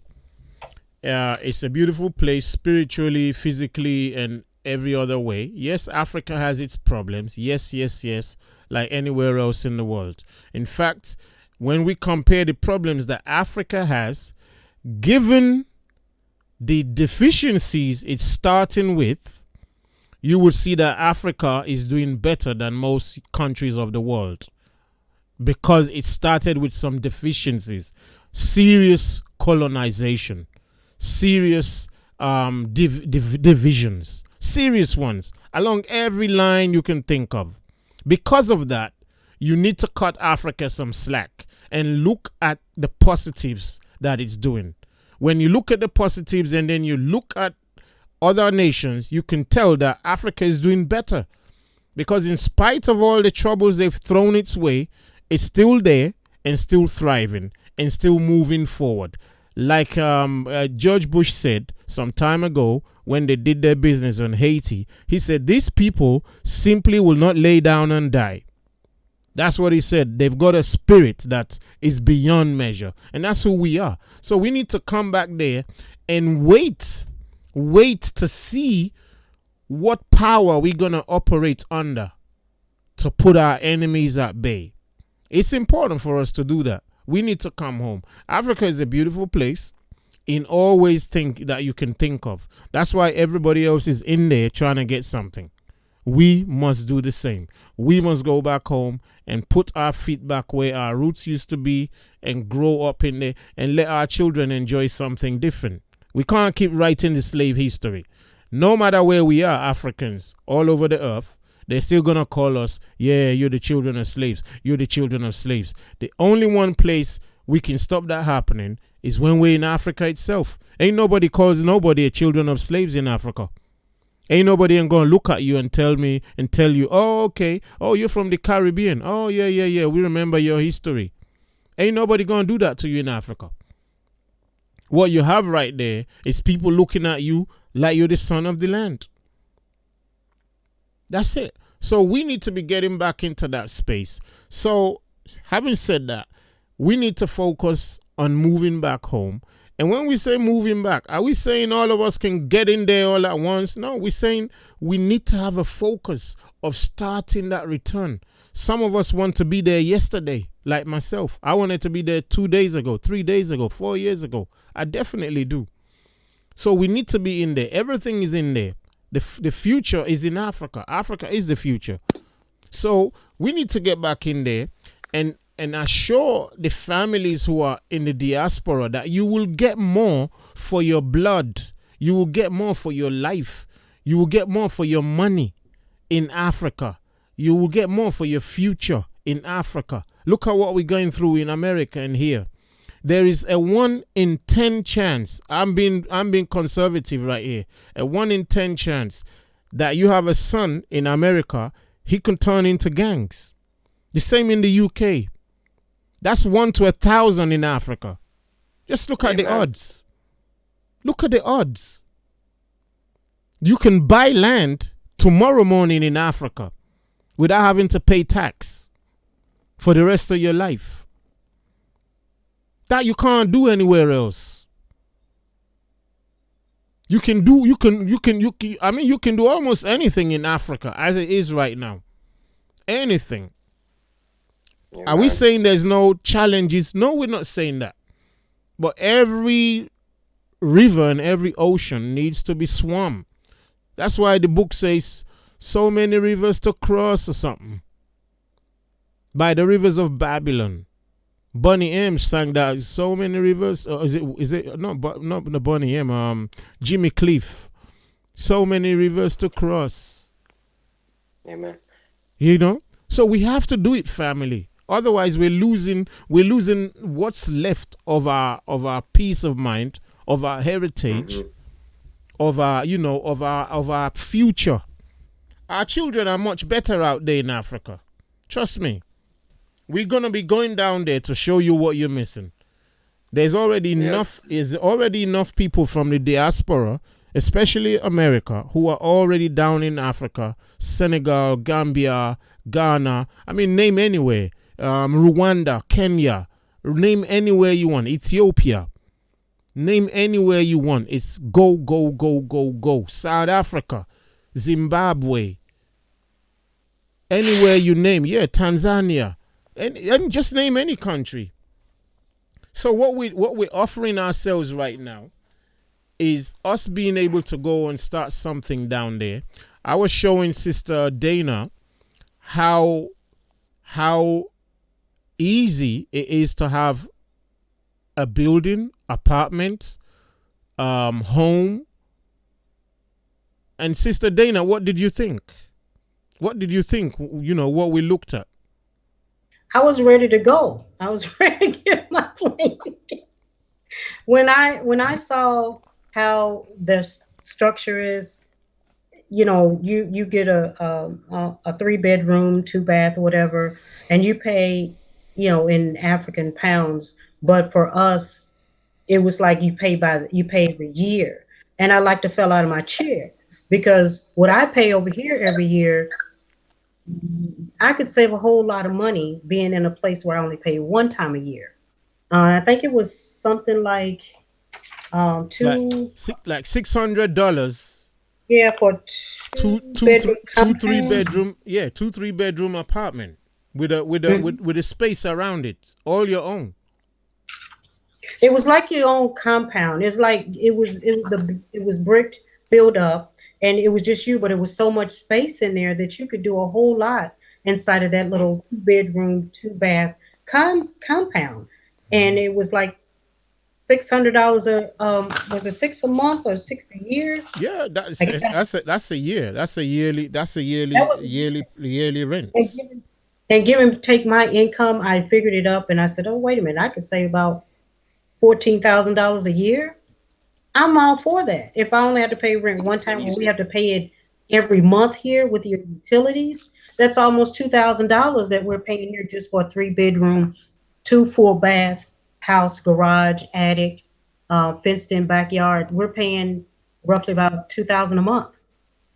So just imagine if I was over there and paying that once a year, how much money I can save, because to me, that's enough to help another brother or sister. Oh, there until you they go. On their feet, if you really think about it. There you go. Anyone who's that's why I wanted Brother Pharaoh to give me some, whatever stats he has, so he can corroborate some of the stories we're talking about, So if you want to go ahead, if you got something to to add to what I'm brother. saying right now, Can I, please go ahead. can I say one more thing, Oh yeah, please? sorry, sister. Sorry. I'll make Go it. ahead. Yeah, yeah. I also forgot to tell you guys that I'm in the process of having a meeting next week with. I think I left you a email message, Brother Ty. Right. Meeting with Chief Theophilus. Yeah, I yeah, can't yeah, get his yeah. last name, Oh Ebolas or yeah. something like Oh that. yeah. I was gonna He's, say. Okay, go ahead though. Go ahead. Sorry. Go ahead. yeah, he's the chief over in Nigeria. He travels back, him and his wife and family, every year. He owns a couple of healthcare facilities over here, and him and his wife and I were really good friends because I sold Avon to her. Sorry, guys, I kind of lost my connection there. Can you hear me? Yeah. Yes, Yeah. Loud and Yes. clear now. Yeah. I yes. just want to So, say, Sister Dana, you will be welcomed in Africa. You will Mm, oh, thank be, you, thank you. you mm, will be absolutely mm, welcomed in Africa. And you mm, know, although I've been ranting about the government, mm. with your knowledge from your background, as soon as you say you come from America, you'll get a job just like that. Yeah. In an instant, you'll get a job. And my Mm, cousin, who's living in Accra in Ghana, he moved from here to back to Africa. He got a job in Ghana, and the government heard about it, and he's there making money. Do you know what I mean? And like you said about the space in Africa, see, brother Ty, you'll back me up on this. In England, we're cramped up. mm.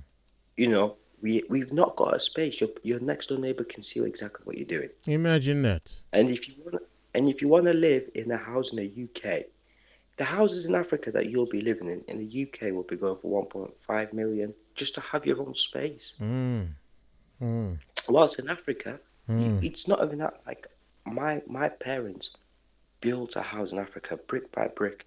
It came up to about a big house, swimming pools, whatever, a big house, and it cost them about 50K. mm, It is a big house, and Sister Dana, you will be mm, welcomed. When the only advice I give to people when they go to Africa and they've never been from Europe, don't come there with a European mindset or an American mm, mindset. mm, Come there with a knowledge to learn, to understand where they're mm, coming from. And Sister Dana, you'll be welcomed. The mm, food will be different. The mm. people, the first thing you realize is the respect. First thing, that is the first thing you'll notice is the respect, the welcoming. In Africa, there's no, in Europe, in America, there's all these, if you left your phone on the side, it'll be stolen. I'm not saying all of Africa is like that, but in Africa, there's just that so much level of respect, value, It's so culture. it's so much. There's more humanity for your money if you like, right? Exactly. Nobody's gonna try and rob you. Nobody's gonna try and take your jewelry. You'll be respected. You will. This is why a lot of African Americans, people that are born in Europe, black people or whatever background they're from, even Arabs, even Chinese, they settle in Africa because they they get so much respect. They're treated well. Nobody's there to bother you, or you owe us this money. They tax this, tax that. Nobody's there to do that. You'll be free, you'll be amongst your people, no police stopping you on the streets for no reason. You know, you won't fear no gangs, gang crimes. In Africa, they don't have gangs. What they have is if a country is going through a bad stage, they'll have a war and they'll have rebels. But if it's not, none of that, because our African our African parents, leaders will not tolerate any of that madness.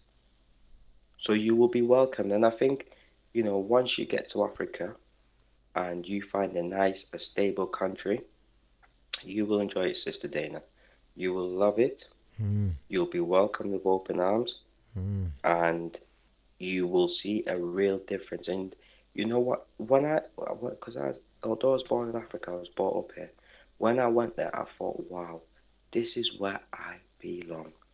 This is what I've been missing, because I got into all that hype when you get there, jungles, wars, disease, this and that.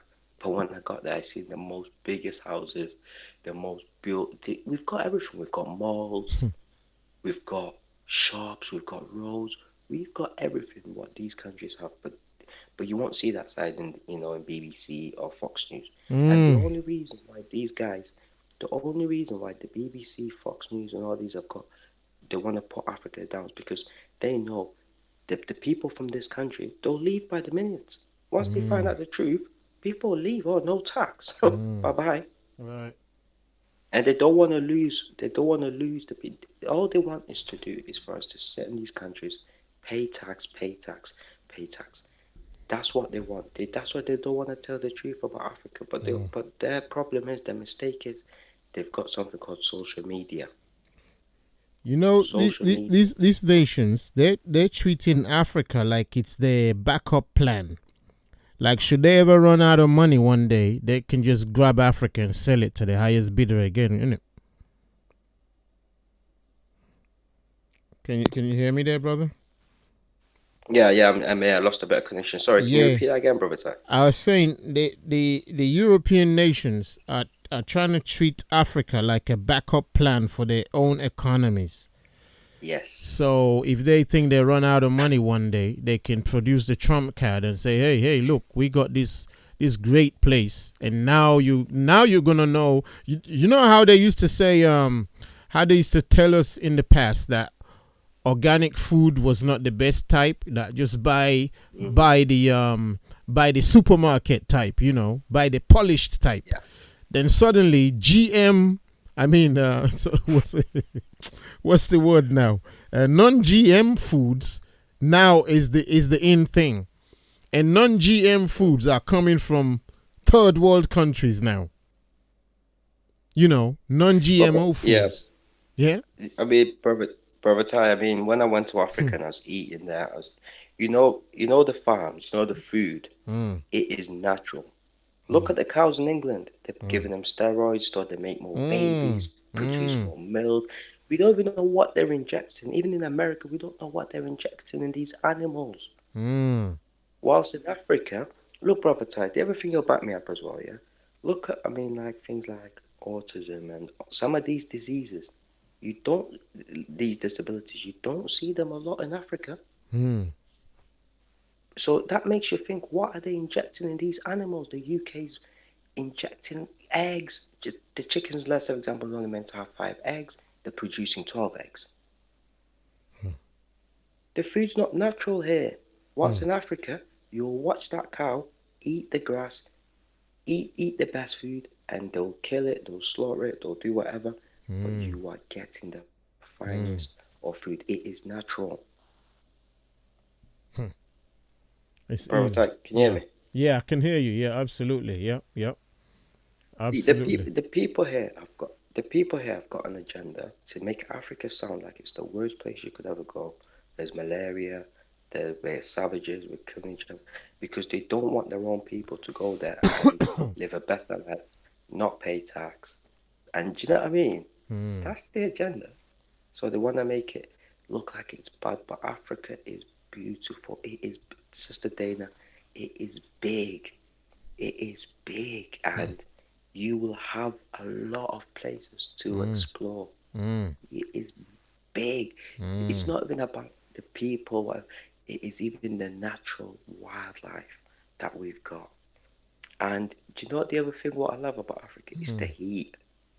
The heat. That heat, Right. and the food. People are out on the streets, no matter what time.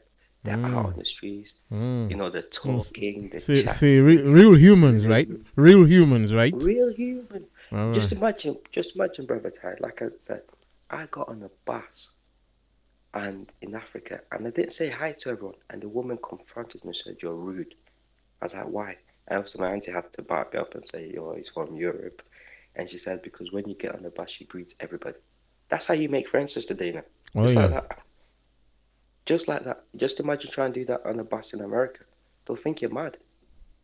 Yeah, They'll think they you're a have creep." issues. They have issues over here in America. They some are kind and some are not. It just depends. And we can say the same about some of the Arabs that come over here because they are rude. They'll run you off the road. They don't care. They just turn in front of you.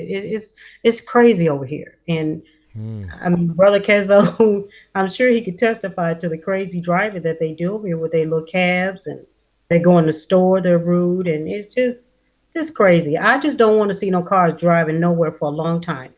Take me to an island. Nah, but it's just the day now. I mean, so can I ask you a question? Which have you thought which country in Africa you want to go? Um, I'm actually looking at a couple of places, but um, I'm actually with Brother Ty. I trust him. I believe what he's saying, and whatever we are looking at, that's where I will be. Mm. I think Be- Nigeria. Yeah. Nigeria would be my recommendation Yeah. because it is, yeah, because Nigeria, I think you'll feel more welcome. You'll feel, Mm. most of the ancestors that were taken to America were from like places like that. But it's also like the people that are very, very different. and Brother Ty, I want to add one thing why he just skipped out of there for a second. Say again. Uh, I Uh-huh. said I want to add one thing. Over here in America, to denounce your citizenship, I think it's like $1,300 or something like that, or To, 13,000. I have to go back and look and Sorry, see guys, I it. lost connection there. oh, okay. The, To denounce your citizenship, right? Yeah, I think it's like either 13,000. It might have gone up. Why were You can you do why were you citizenship why were for you free. look why were you looking at that? You mean to denounce it to be able to pick up another one, yeah? I wanted to denounce my citizenship of the United States and leave here and don't come back.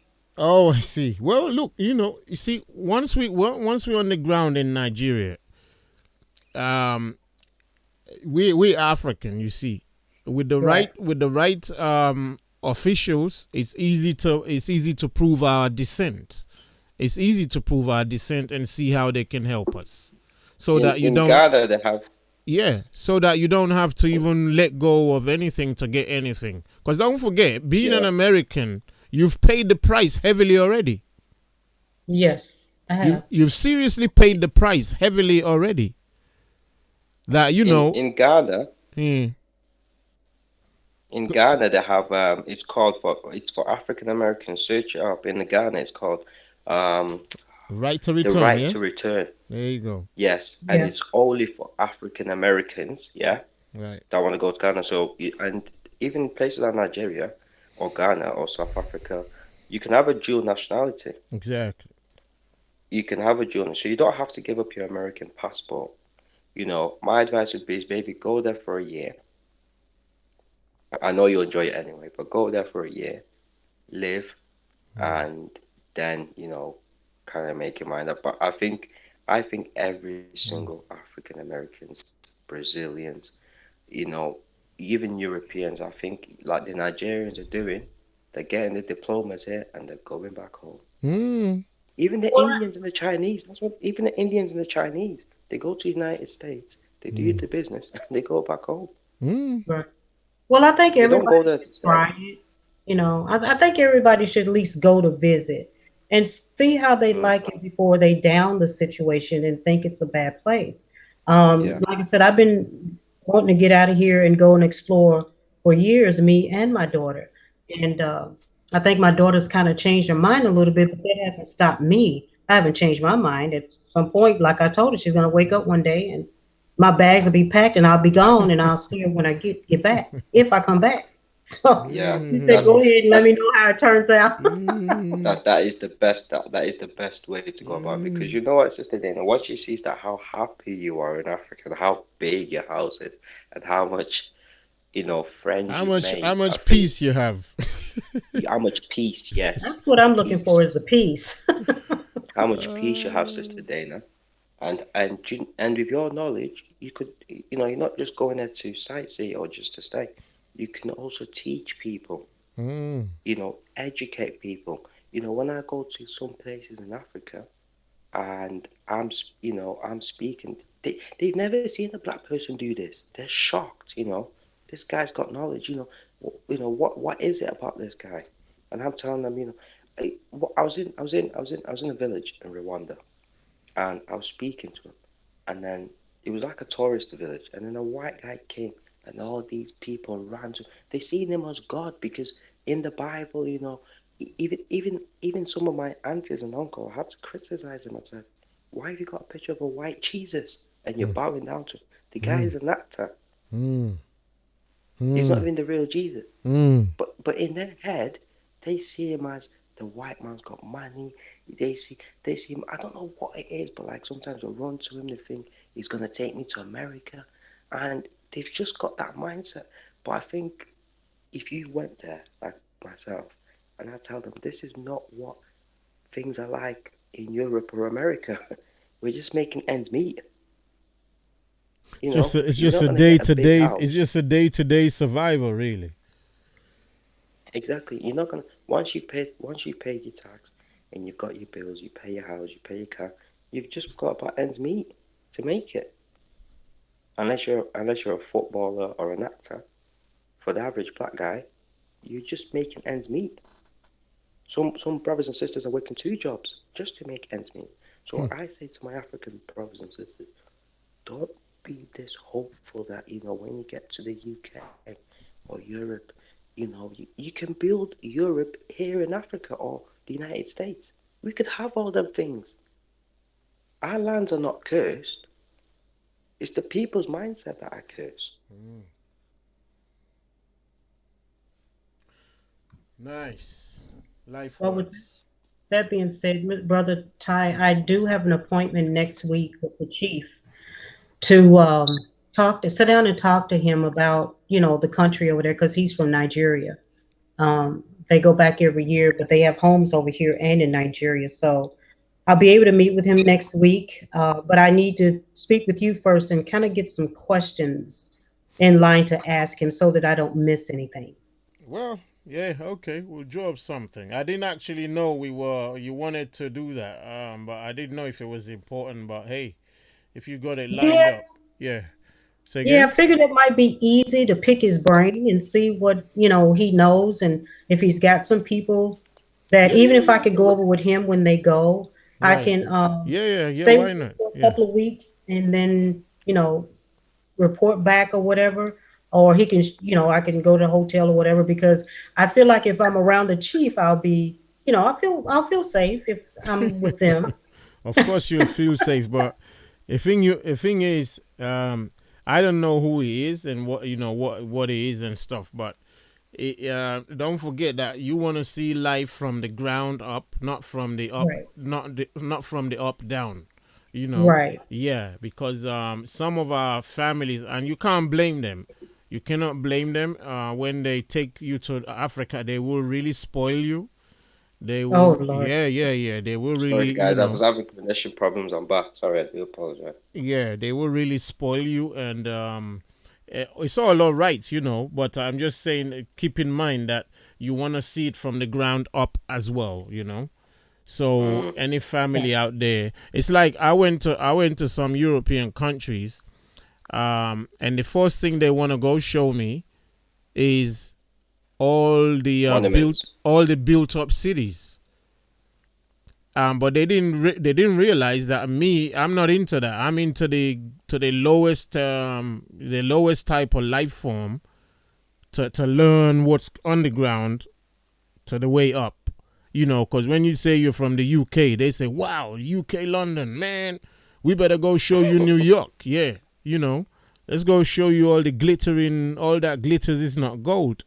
You know, but I want to learn the thing from how it is, how do people survive. How do they do their this, how do they do their that, and then see. But so anyway, you know what I'm saying. So yeah, but it's all nice. um you'll be able to fire questions at him, that will give you a different perspective as well, so that's important. And can you still hear me, both of you? Yes. Okay, Yeah, yeah. I So can yeah, hear you. yeah. Can you hear So me? yeah, I can hear you. Yeah, great. So yeah, that would be great. An important lesson. So yeah, we'll compile some questions that you could also ask them to pick their brains, as you said. Yeah. Just make sure you leave some in there when you finish picking it. Right. Mm. That's correct. That's correct, brother Ty. See, like with Mm, me, when I first went to Africa, I mm, went by myself. I didn't go stay with relatives, like you said, because I know they're gonna just show me the nice stuff. And most of my relatives in Africa are, are quite rich. Right. Some of the houses that I could not believe it. Oh, so, But I wanted to go see it for myself. hmm. So I decided I picked a country and I went and I enjoyed it. Hmm. I, you know, I absolutely enjoyed it. Hmm. And that made me realize, yes, this is where I belong. And Sister Dana, my advice would be is I'd go there, you know, whether with a friend or by yourself, Hmm. by yourself, like Brother Ty said, to Hmm. see it for yourself. Hmm. Because for example, if you went with if let's say me or Brother Ty, we're gonna take you to the nice places. Oh, look at this, look at that. But that's not where I.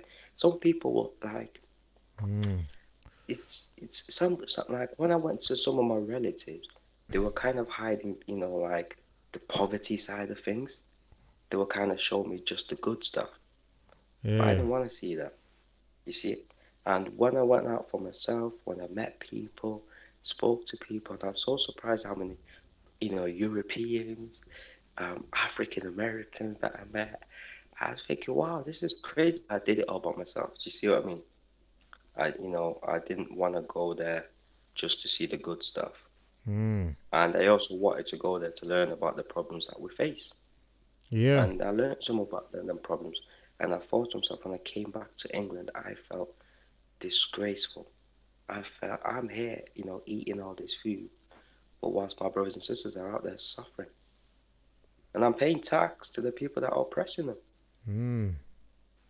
That and Hmm. I couldn't bear it, brother, to sit on TV, watch an advert of my people suffering, and I know I've got the knowledge and the skills to go down there and do something with it. Because once Did brother cut out again? Let me see. I think brother just cut out again. Yeah. Yeah, family. Hope you're getting some food from what we're doing right now. We're gonna be coming to a close in a minute. So we'll be going over like what we're gonna be doing soon. I don't know Those of what's going you, on. I yeah, do I apologize, think you guys. cut out. Yeah, But let me finish this quick statement. So those of you yeah, who still wanna get involved in the Africa project, you send your emails into to our email here or to Sister Dana.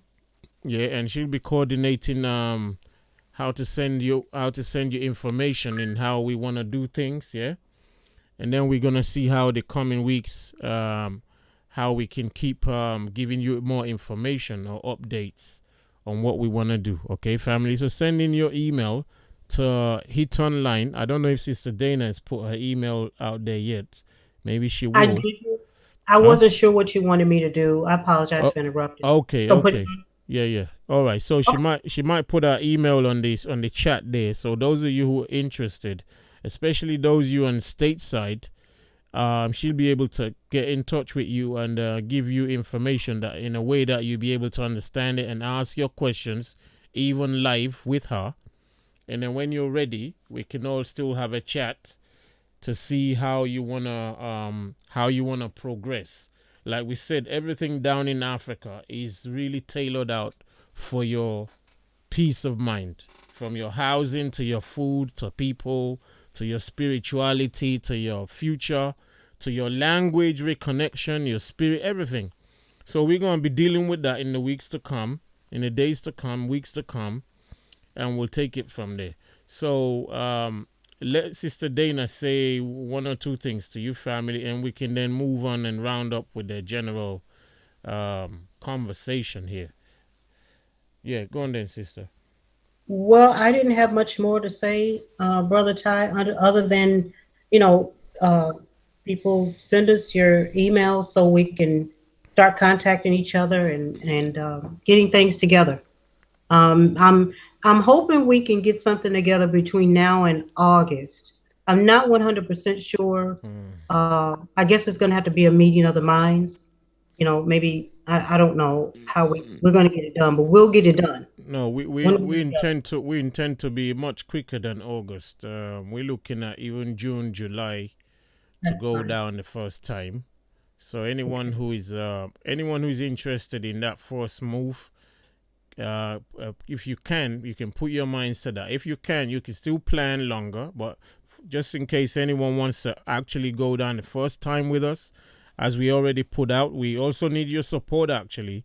Those of you who would love to see it happen immediately, because we want to do a case where, if it's a sister from the States or a brother from the States or two people, want to be able to sponsor them to come down to Nigeria to see the potential,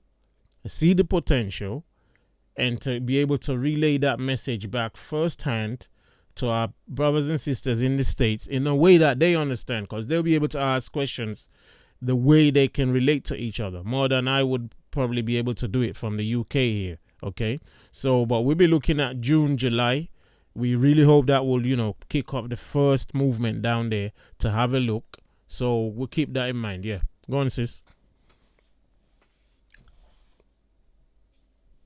June or July sounds good. That means I just need to beef up checking plane tickets, because if you check the plane tickets in advance, it's going to be two moves.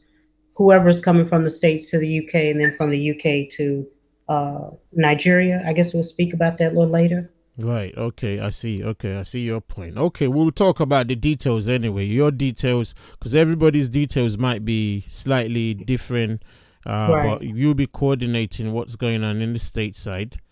So, maybe you need to get a few numbers in first, and maybe that would inform how you yourself will do what you need to do.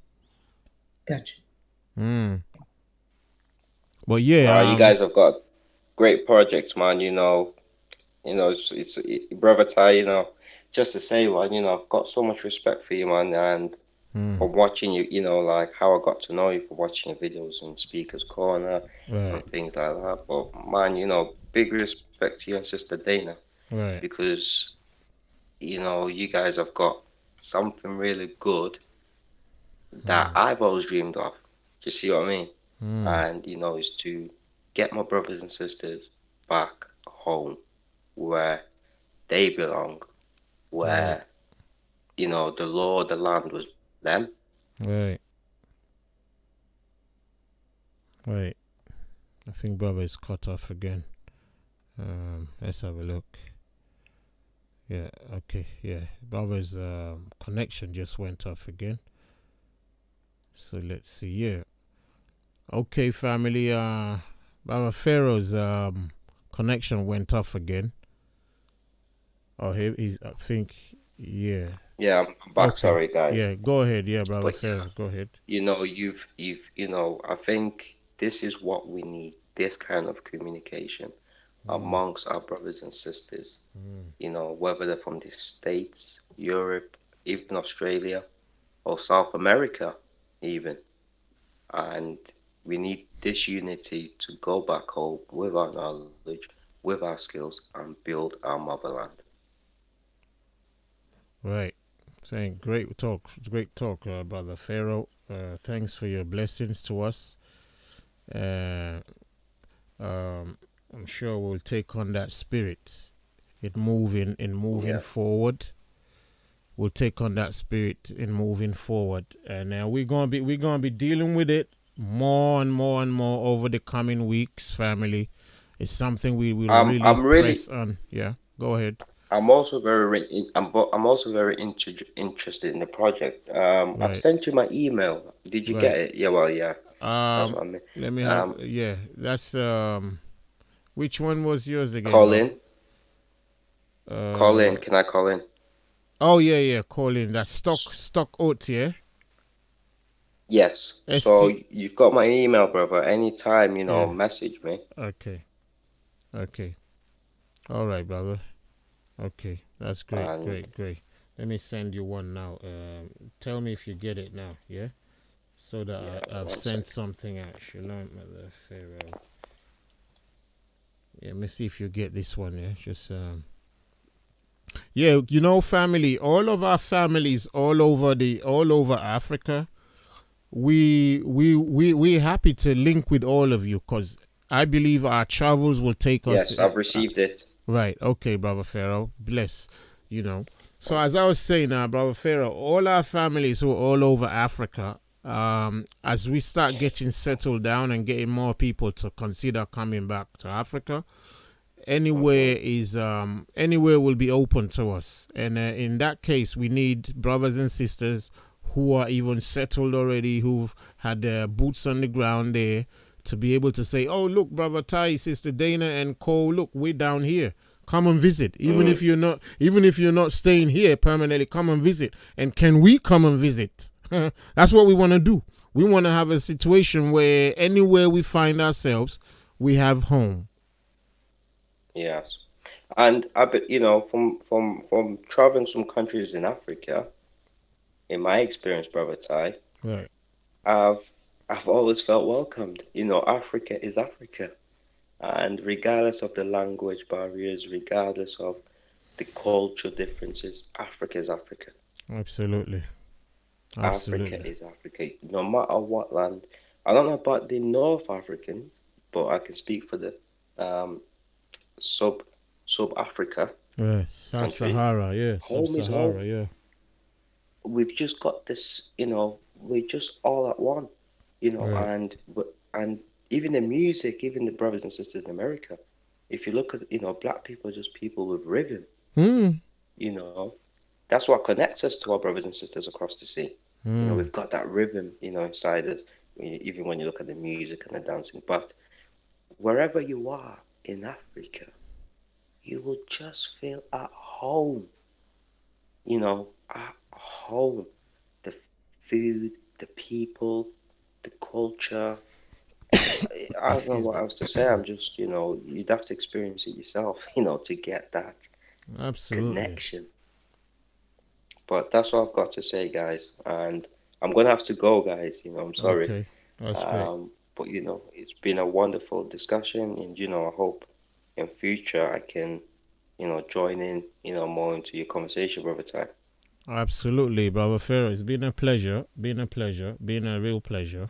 Brother Pharaoh. I'm sure Yeah. the whole family would love to see you back. So give Brother Pharaoh 789 for me, and we'll have you back, Brother Pharaoh. Give Brother Pharaoh 789 for us. We'll have you back, Brother Thank you, guys. Pharaoh. Yeah. All right. We'll definitely Thank you, have you guys, back. and I appreciate So it. say shalom to all your families. Yeah. Yeah, you too, brother. Shalom to everyone. Peace, brother. Yeah. Shalom, Brother Pharaoh. Yay, life to you. Shalom. Bye-bye. Shalom. Bye. Thank you. Great. So that was Brother Pharaoh. We thank him for his company and wise words and the calmness of delivery and the absolute truth in his inspiration for our families. That's what we want to be doing, and we will be doing it. You can see I've actually moderated the title on the video. I called it Africa and the Fear of Return before, and I you see we keep buying into the negative all the time, how we've been conditioned to. So, but upon some of the words I heard him say, it made me realize that, hold on, the title is wrong. So it should be Africa and the Plan of Return, not the Fear of Return. We need to project what we want to do now, not reflect on what already happened to us, but let's project what we want to do. So Africa and the Plan of Return. So I'm gonna name this maybe even maybe part 1, so people can be following it as we go along. Or what do you say, sister? Yeah. That sounds good to me. Yeah. Because I've got 4 projects started that Right. says African Project 1, 2, 3, or 4 Yeah, we'll just for, we'll just keep for naming it. my We'll presentation. yeah, exactly. We'll keep naming it 1, 2, 3, 4 and see how far it goes. Our hope is that one day the next shot will be from the airport. Right. I agree. Probably Sister Dana holding the camera while I'm waving. Yeah. Right. I'm gonna have 2 cameras probably. You see what I mean, family. So, all family online right now. Ask us for more of this content. We're gonna try and make it as interactive as possible and reach as many family as possible. I'm trying to reach some of our families already in Africa, wherever it be, Ghana, Senegal, Mali, wherever they are, who are already settled out there. So reach out to them if you think you know some of them, and link them to our channel, to Brother Ty here, and let me talk to them so they can come up and give us more inspiration and information, because we need all of that. We're trying to connect, so it doesn't matter where we're going. Trust me, family, it doesn't matter where each of you would love to go in your spirits and so on, as long as we have something in common. Our spiritual destiny is very important right here, and we need to look after that and make a move while we still have time.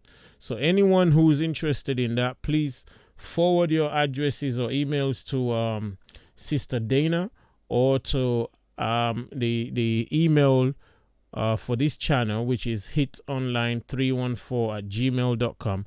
It's at the bottom of this video description, and we'll be dealing with all of that in the time to come. Also, we've got the mobile app, the mobile application for this for our channel or our movement, and it's called what's the thing called? That's the name, and the link is at the bottom of this what's it called? The bottom of this video right here, so that you can download that app, because we're gonna be keeping in touch with each other right on this app here. It's a free download, it's a free app, and we'll be doing so much on it. It's fully functional right now. Only thing, it's not yet connected to the Apple devices, but all Android phones and the likes can handle it. So that's it. Download that app. You can use it to stay in touch with one another. All the people you have in contact with on the chat section, you can still stay in touch with them. Besides coming on the YouTube channel, you can still stay absolutely in touch with them minute to minute. So go on the go to the downloads link, download the app, and it's a world of life. Yeah, it's a world of life there. So family, we'll be wrapping it up. Sister Dana, you want to say anything else to the family? No, I think that's all. I have one thing to say. Brother Cazone, come on now, you can't be scared. Get yourself ready. Brother Cazone? I thought he's gone. I thought he left already. Is he? I see him still on. Oh, I thought he left. Oh, I see the fish now. Yeah. Brother Cazone, are you still there? Yeah, when the fish has got its head in that corner, it means Brother Cazone is somewhere quiet now. Probably sleep. That fish is probably laying on his head. Yeah. Or he's dreaming about fish. So he'll come back in a minute.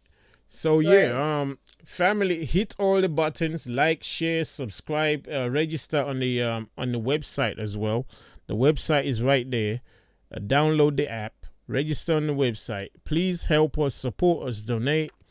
We seriously want to run this mission to Africa properly. So we are asking for people to support us. As a Patreon page. The Patreon link, I don't know where that is on this video, but if you go onto some of our early videos, you'll see the Patreon link there. I haven't been using it for a while now, but go on it, family. I know some of you have already been helping out with bits and bobs, and we thank you so much. We're going to be looking at it. Because when we go down to Africa, don't forget, we still want to bring the Bible to life, because there's a lot of people who don't understand stuff about the Bible. Some are skeptical. Some even go as far as saying the Bible is not real. Well, Brother Ty wants to, we've brought you other stuff to show you it's real. We want to bring the Bible to life to you. We want to bring it to life to you so that you can see that, boy, this ain't no joke. This is reality we're looking at. This is our history in the Bible. So help us, support us, donate to us, facilitate anything you can in this move that we're trying to push through.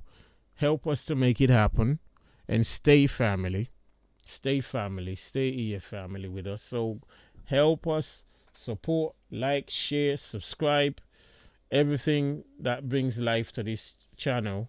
And also, some of you, go up to all our brothers' channels, Titans TV, content over everything, even Sarah.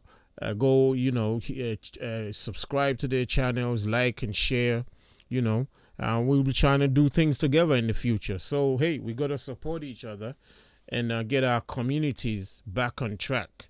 With that said, let's quickly visit back the first video we brought out, which was dealing with the gang crime, or the gang killings and senseless murders that they're playing out on our people. The negricide or negrocide that's happening to us. We need to address these issues. We'll be doing more sessions in the near future, in the coming days and weeks, and moving along with it, because it's a real live issue right now. It's not something that we're just going to talk about for one day and forget it tomorrow. Okay, family? So those of you who are out there who can actually contribute to these things, you're welcome on the panel. Those of you who want to ask us any questions or want to challenge what we're saying, with all due respect, let's do it, family. Yeah, let's do it. Bring it to the platform. Definitely invite you in. We'll speak to each other nice and with all respect to each other. That's not a problem for us. So please come forward. So with that said, we're saying peace of Iye. I share Iye to all of you. Sister Dana, got something finally to say? I'ma let you go. No, well then, EA Life to you all. Thanks for having me on the panel, and I will be in touch with those that I get emails from and have an email from. I will be in touch soon with Absolutely. what I'm looking for from you guys to kind of start off with, some certain basic questions. Right. So I will contact you soon, within the Okay. next couple of days. How about that? Or Yep. day or Great, great, great. Absolutely, sister. We'll do it. Great. maybe tomorrow after I get some sleep. Oh yeah, okay. Take your time. Take your time. I'm gonna be drawing up some things. I'm still recovering from this cold again, so it's been slowing down stuff that I'm doing. But hey, we get with it. I'm so much I have to do. I have to design things, write things, think about things. It's just so much, and sometimes you just get what they call it, creativity block. You just go into like a creative coma, basically. Like, oh boy, meltdown. But we're gonna just try and kick start it and keep moving with it. So yeah, Sister Dana, thanks for your support and help.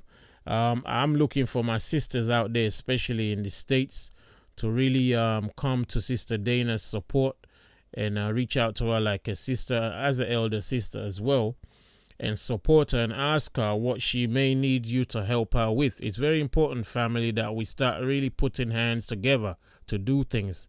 As she's offered to say, Brother Ty, if there's anything I can do to help, please let me know. So this is it. So we're building. So I want you brothers and sisters to do the same with her. You got to be putting in something for life, brothers and sisters. We got to. So all you sisters, especially in the States, link with Sister Dana and look how you can work together. It's the same cause we're fighting here. It has to be done. And the same for you brothers. The same thing we're asking. You already know that. I know you brothers, you take your time, but when you get going, you really get going. So I know that. Well, let's bring it in, brothers and sisters. Let's bring it in. Iye to all of you, iye to all of you, iye to all of you. Thank you very much, Sister Dana. Thank you. You too, as well. And shalom, Brother Ty, and hope to talk with you maybe tomorrow after we both get some rest and clear our heads. Absolutely. Great. Blessings to you. Shalom. Shalom. Shalom, So, Aviyah. Shalom. Great. Okay. Right. Okay, family. That was Sister Dana there. I'm saying my unite to all of you as well. Unite to all your family. Unite. Share. Share.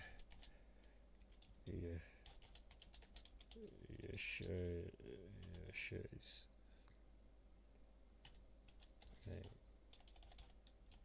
Shalom.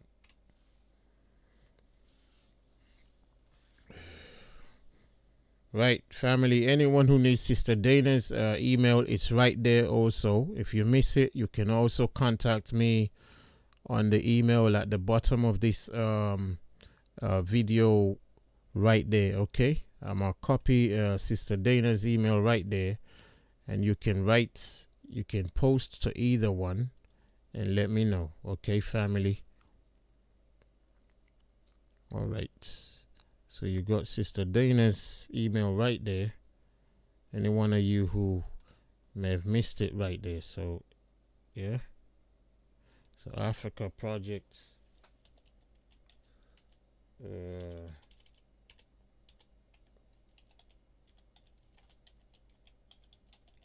Africa Project. Okay, so the two emails are there. You can use either one, family, okay? All right. So this your brother Ty. Don't forget, family, you can go and download this app, okay? Because via this app, you can ask live questions of each other. You can ask live questions of me via this app here, okay? I know I've been a bit slow with doing some things in it, and that's because there's so much to do, but anyone would pick up your message and even relay it, all right? So the app is a free app, and it helps us to keep in touch with each other. It's a beautiful app, and it's free, okay? It doesn't take much. For those of you who have downloaded the app, if you don't know how to use it yet, if you want to be in touch with somebody that you like to talk to, all you have to do is create an account. With the created account, then you invite the person you like to speak to, and that means that you get notifications when that person is either online, or when they want to speak to you, they can send you a direct message. So, okay, so I'll do a little tutorial on that, hopefully maybe this week, so you know how to use the app. But it's a very important thing. It's fun to use because information goes out on it easily. All right, so download the app, like it, support it, share it, yeah. All right, family, so that's it.